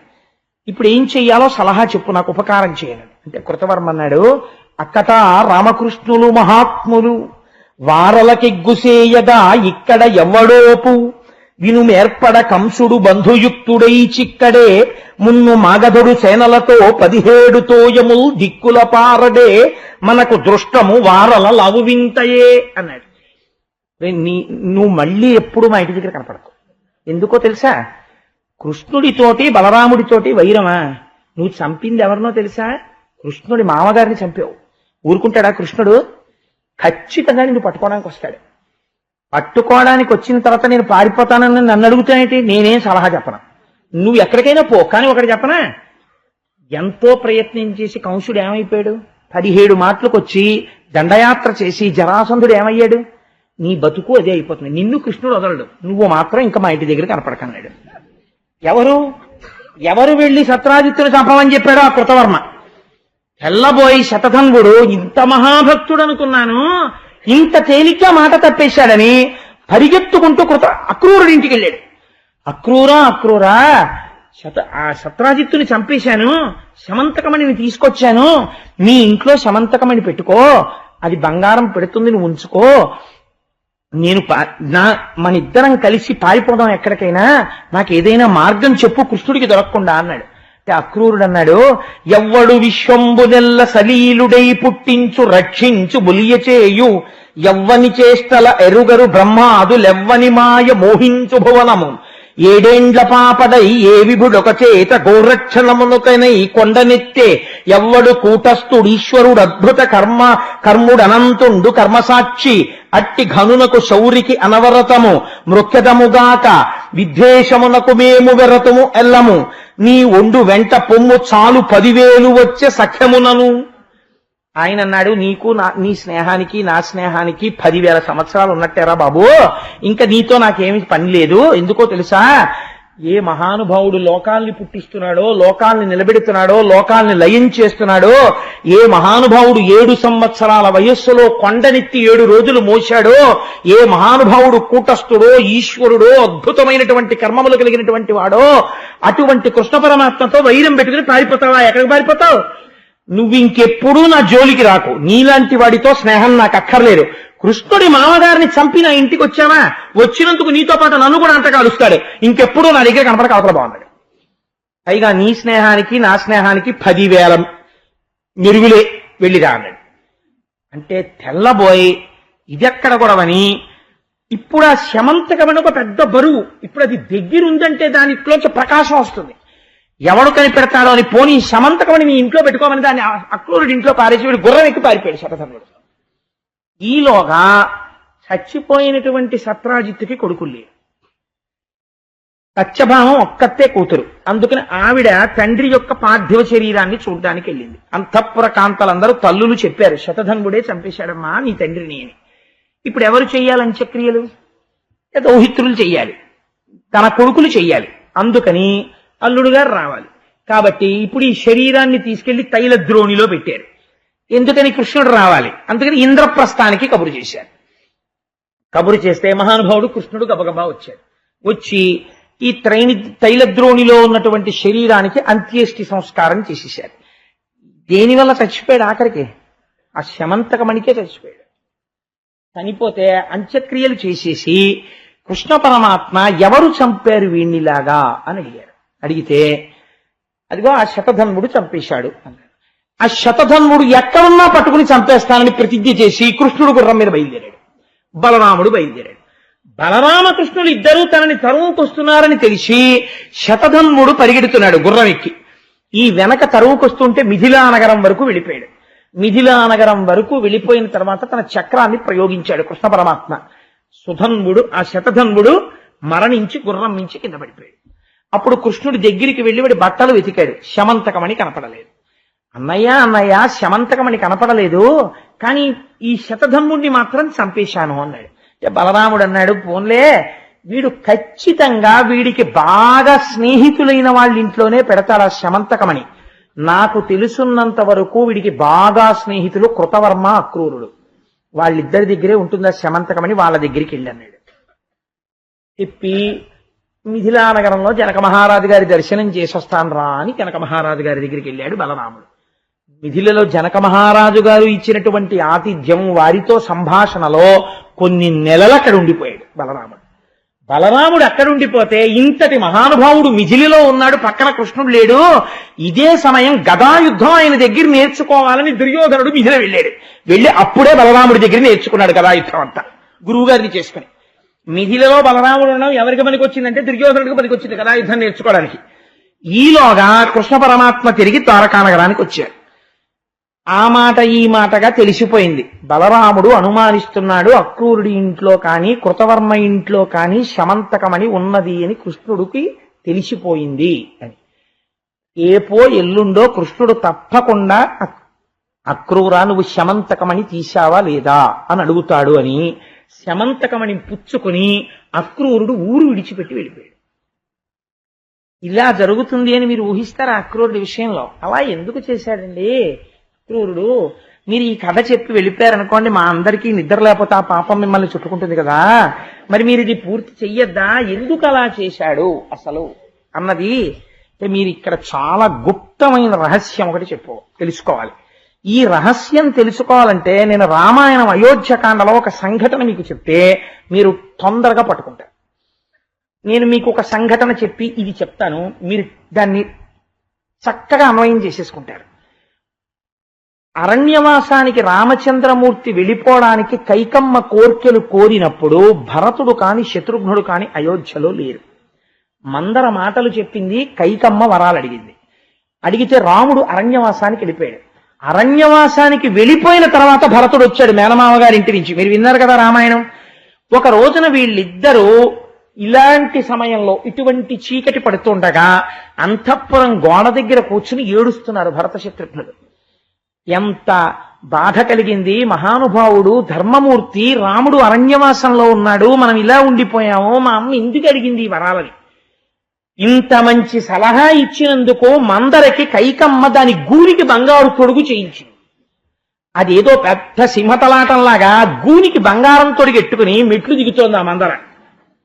దిగుతూ ఉంటే శత్రుఘ్నుడు చూశాడు. అన్నయ్యా అన్నయ్యా, ఇదిగో ఇదేరా మన ఇక్ష్వాకు వంశానికి చిచ్చు పెట్టింది, ఇదే మన అమ్మకి వెళ్ళి చెప్పిందిట, అందుకని దీన్ని చంపేస్తాను రా అన్నయ్య అన్నాడు. అని పరిగెత్తుకెళ్ళి దాన్ని జుట్టట్టుకున్నాడు.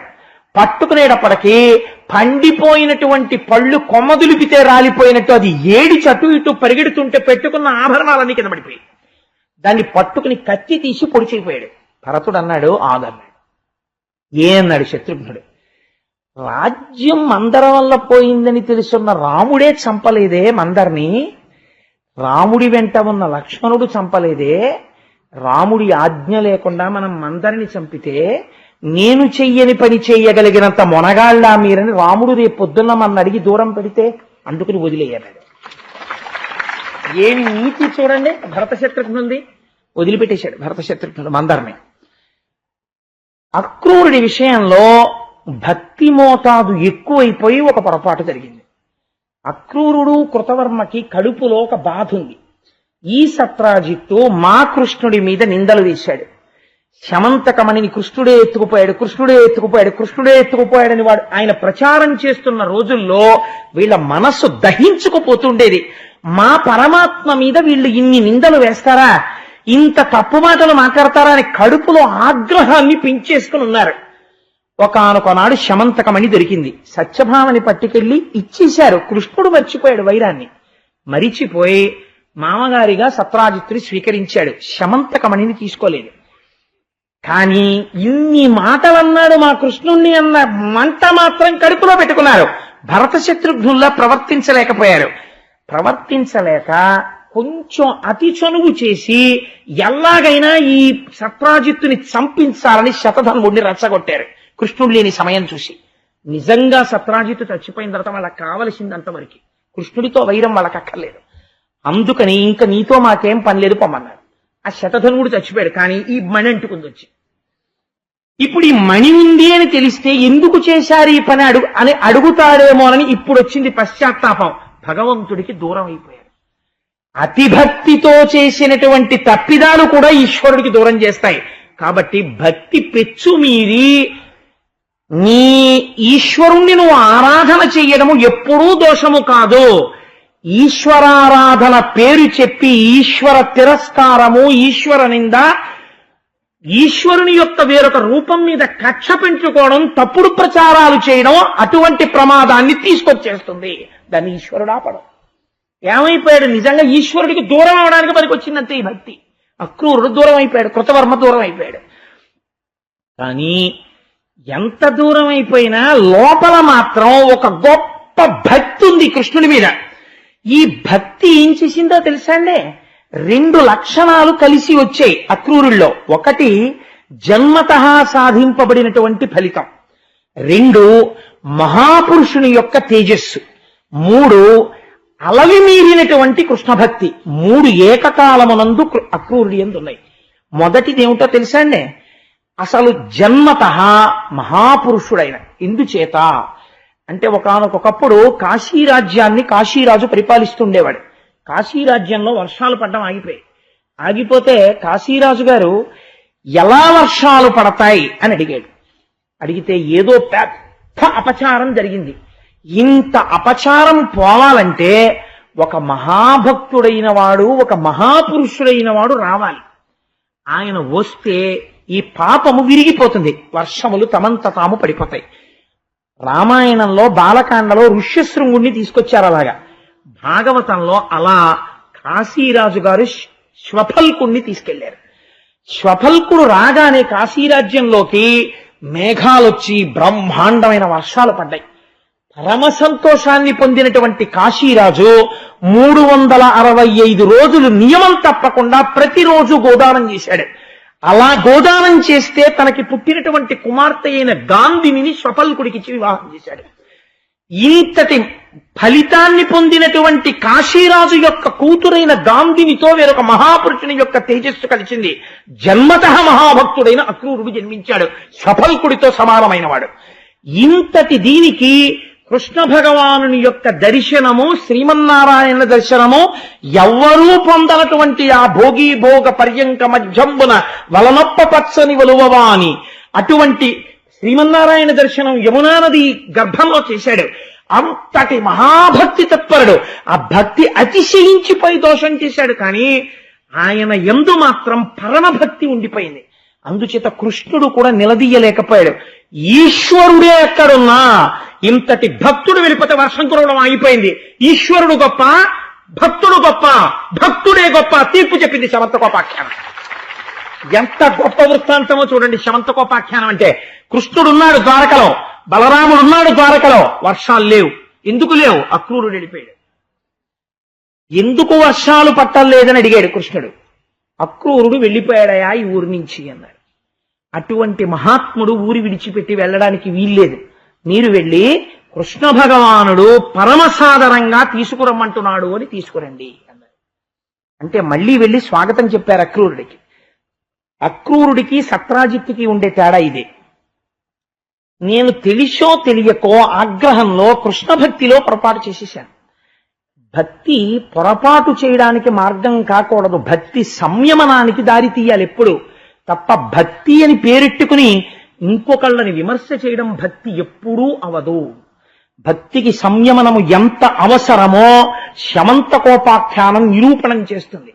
కాబట్టి ఏమైంది అంటే మళ్లీ తిరిగి వచ్చినటువంటి అక్రూరుడికి సాదరంగా స్వాగతం చెప్పి కూర్చోపెట్టి అర్ఘ్యపాద్యాదులిచ్చి భోజనం పెట్టి నిండు కొలువు చేసి కృష్ణ పరమాత్మ అక్రూరుడితో ఒక మాట అన్నారు. మహానుభావ, నువ్వు చాలా గొప్పవాడివి, గొప్ప భక్తుడివి. నువ్వు వెళ్ళిపోతే వర్షాలు పడలేదు, నువ్వు ఈ ఊళ్ళో ఉండు. కానీ నాకు తెలుసు, నీకు తెలుసు ఒక విషయం, శమంతకమణి నీ దగ్గరే ఉంది. సత్రాజిత్తుని చంపిన శతధన్వుడు నీ ఇంట పెట్టి వెళ్ళాడు. లేదు అని నువ్వు అనకు. ఎందుకో తెలుసా? శమంతకమణిని నేనపహరించలేదు అన్న విషయం మా అన్నయ్యకి తెలియాలి. లేకపోతే మా అన్నయ్యకి అనుమానం వస్తుంది. ఎందుకని? ఒకానొకప్పుడు బ్రహ్మగారు గోవుల్ని తీసుకెళ్లిపోతేనే అన్ని గోవుల్ని సృష్టించిన వాడు, అంతమంది గోపాలుల్ని సృష్టించిన వాడు శమంతకమణిని తేలేడా అనుకుంటాడు. నిన్ను శిక్షించి తేవడానికి నువ్వు భక్తుడవు. నీ అంత నువ్వుగా ఇచ్చేయడమే న్యాయంగా ఉంటుంది. నీ తప్పు దిద్దుకోవడం అవుతుంది, పశ్చాత్తాపం అవుతుంది. 2, నా అన్నగారి పట్ల నేను దోషం లేనివాడనై నిలబడినట్లుంటుంది. ఈశ్వరుడి యొక్క కారుణ్యము చూడండి. ఒక భక్తుడితో మాట్లాడేటప్పుడు నిలదీయలేదు. ఆయనే తలుచుకుంటే శమంతకమణిని బయటికి లాగలేడండి, తన మీద పెట్టుకున్నాడు. నా అన్నగారి ముందు నేను దోషిగా నిలబడకుండా చూడవయ్యా క్రూరా అన్నాడు. ఇంత భక్తి ఉన్నవాడు ఇప్పుడు తన పీక పోయినా సరే నా స్వామికి అపనింద రాకూడదని శమంతకమణిని తీసి ఇచ్చేయాలి. ఎంత గొప్పగా మాట్లాడాడో చూడండి. తీసి ఇచ్చిన తర్వాత పీక పోతుందేమో అన్న భయము కూడా ఒక మహాభక్తుడికి లేశమాత్రం కూడా కలగకూడదు. మళ్ళీ అది అపచారమే. అందుకని ఎంత స్పష్టంగా మాట్లాడాడో చూడండి. కృష్ణుడు ఒక భక్తుడితో మాట్లాడేటప్పుడు మణిగ్రహింపు మీవ మా ఎన్ననను నమ్మడు ఎలమి జనులకెల్లచూపుమయ్య నీ గృహమున హాతక వేదికా సహిత మఖముల మరు సంతతమును. ఆ మణిని ఒక్కసారి ఇలా చూపించు. అవును నా దగ్గరే ఉంది, కృష్ణుడి దగ్గర లేదు. మా అన్నయ్య నమ్ముతాడు, నేను తీసుకోలేదు ఆ మణిని. 2, అది యథార్థమునకు ఎవరికి చెందాలి? సత్యభామకి చెందాలి. ఎందుకంటే సత్రాజిత్తు మరణించాడు కాబట్టి, ఆయన కూతురు కాబట్టి, పుత్ర సంతానం లేదు కాబట్టి సత్యభామకి వెళ్ళాలి. అయినా నాకు అక్కర్లేదు, సత్యభామ నా భార్య కాబట్టి, అల్లుణ్ణి కాబట్టి సత్యభామకి ఇవ్వడం కృష్ణుడికి ఇవ్వడం అన్నది 2 ఉండవు. నేను తీసుకోవాలి, కానీ నాకు అక్కర్లేదు, నేను పుచ్చుకోను, నువ్వే తీసేసుకో. నీ ఇంటిలో ఒక బంగారు వేదిక మీద ఆ శమంతకమణిని పెట్టి, సత్రాజిత్తులా తీసుకెళ్లి ఎక్కడో దాచక్కర్లేదు, పెట్టి రోజు వచ్చినటువంటి 8 బారువుల బంగారంతో నిరంతర యజ్ఞ యాగాది నారాయణ సేవ భోజనాలు పెడుతూ నిరంతరం భాగవతులతో నీ జీవితాన్ని తరింప చేసుకో. శమంతకమణిని అలా వాడుకో, కానీ ఒక్కసారి చూపించు, మా అన్నయ్య దగ్గర నేను మాట పడనన్నాడు. అంతకు మించి నిగ్రహించలేదు అక్రూరుణ్ణి. వెంటనే కన్నుల నీరు కారుతూ, నా వలన నా స్వామికి నింద రావడమానని తన బట్టలో దాచుకున్న శమంతకమణిని తీసి ఇచ్చేశాడు. ఆ శమంతకమణిని మొన్న మంగళసూత్రాలు చూపించినట్టు సభలో అందరికీ చూపించాడు కృష్ణుడు. ఇదిగో అక్రూరుడు ఉన్నాడు, అబద్ధం కాదు, అక్రూరుడు అబద్ధం ఆడ్డు, మహాపురుషుడు అని. అప్పుడు ఆ మణిని అక్రూరుడికి ఇచ్చేశాడు. అక్రూరుడు తీసుకెళ్లి తన ఇంటిలో బంగారు వేదిక మీద పెట్టాడు. అది రోజు 8 బారువుల బంగారం పెట్టేది. ఈ 8 బారువుల బంగారంతో రోజు చక్కగా యజ్ఞయాగాది క్రతువులు, ఇంటికొచ్చేటటువంటి వాళ్ళందరికీ గోపాలకృష్ణ గారు కోరుకున్న షడ్రసోపేతమైన భోజనాలు. ఇంకేముందండి, 5 రూపాయల డొనేషన్ అక్కర్లేదు. అయ్యప్ప స్వామి పూజల్లాగా హాయిగా ప్రతిరోజు అక్రూరుడింటికి వెళ్ళిపోతూ ఉండడం, యజ్ఞప్రసాదం తీసుకుంటూ ఉండడం, భోజనాలు చేస్తూ ఉండడం. అక్రూరుడికి కావలసిందే అంటే ఎప్పుడు నారాయణ సేవ, భగవంతుడిని అలా సేవించుకోవడం. జీవితాంతం అలా సేవించుకోగలిగినటువంటి ఫలితాన్ని అక్రూరుడికి ఇచ్చాడు. ఇప్పుడు ఆ శమంతకమని ఏమైంది? ఈశ్వరార్చనకు ఉపయోగపడింది. ఎవడు ఈశ్వరార్చనకు శమంతకమని దగ్గర పెట్టుకున్నాడో వాడికి అది బరువు కాలేదు. అది హాయిగా రోజు అందరూ వచ్చి అదే శమంతకమని అని నమస్కారం పెట్టి వెళ్ళేవాడు. ఇప్పుడు దాన్ని ఎవడు ముట్టుకునేవాడు కాదు. ఎందుకని? దాంతోటే రోజు యజ్ఞయాగాదులు చేస్తారు. ఎవడి తరం దాన్ని ముట్టుకోవడం ఇప్పుడు ఎవడు ముట్టుకోవాలి. అలా అక్రూరుడి ఇంట్లో ఉండి ఆ యజ్ఞయాగాదుల చేత చక్కగా వర్షాలు పడుతూ అందరూ శోభిల్లుతూ, ఆనాడు క్షీరసాగర మదనంలో వచ్చిన కామధేనువు ఋషులకెళ్ళినట్టు ఈ శమంతకమణి చివరికి అక్రూరుడి దగ్గరికి వెళ్ళి శాంతించినది. ఈ కథ ఇన్ని మలుపులు తిరగడంలో పరమోత్కృష్టమైనటువంటి ఈ ఆఖ్యానాన్ని ఎవరు వింటున్నారో అటువంటి వారందరికీ కూడా ఒక దివ్యమైన ఫలితం వస్తుంది అని చెప్పారు పోతన గారు. ఎందుకు ఈ శమంతకోపాఖ్యానాన్ని భాగవతంలో చెప్పవలసి వచ్చింది అంటే, ఎవరెవరు దీన్ని వింటున్నారో ఘనుడు భగవంతుడు ఈశ్వరుడు అనఘుడు మణి తెచ్చి ఇచ్చినట్టి కథనమున్ వినిన పఠించిన తలచిన జనులకు దుర్యశము పాప సంఘము తొలగున్. చాలా కాలం నుంచి తను చెయ్యని నేరానికి తన మీద అపనిందతో ఉన్నవాడెవరైనా ఉంటే అటువంటి వాడు తన మీద ఉన్న అపనింద తాను తొలగించుకోలేకపోతే ఈ శమంతకోపాఖ్యానాన్ని చదివినా, విన్నా, మనసులో ఒక్కసారి తలుచుకున్నా అటువంటి వారికి ఉత్తర క్షణం ఆ అపనింద పోయేటటువంటి అవకాశము కలుగుతుంది. 2, వారికి ఉన్నటువంటి పాపరాశి ధ్వంసమైపోతుంది. మహాభక్తుడైన అక్రూరుడి చరిత్ర అంతర్లీనంగా వెళ్ళింది కాబట్టి ఈ 2 ఈ శమంతకోపాఖ్యానంలో అంతర్లీనముగా ప్రతిపాదింపబడినవి అని ఈ ఫలశ్రుతిని చెప్పి ఒక్క మాట మాత్రం చెప్పారు. ఏమనంటే, ఈ కథనమున్ వినిన, పఠించిన, తలచిన ఇవి జరగాలి అంటే విశ్వాసం ఉండాలి. మొట్టమొదట ఈశ్వర వాక్కు మీద విశ్వాసం లేని సత్రాజిత్తే కదా ఇన్ని బాధలు పడ్డాడు. ఇక్కడ నమ్మి అదేమిటండి వినేస్తే అలా అయిపోతుందా అంటే వాడు సత్రాజిత్తే. అలా అవుతుంది అని నమ్మగలిగితే వాడు మహాపురుషుడు అవుతాడు.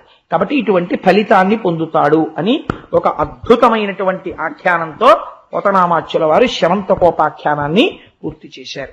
రేపటి రోజున ఒక అద్భుతమైనటువంటి విషయాన్ని ప్రతిపాదన చేస్తాను.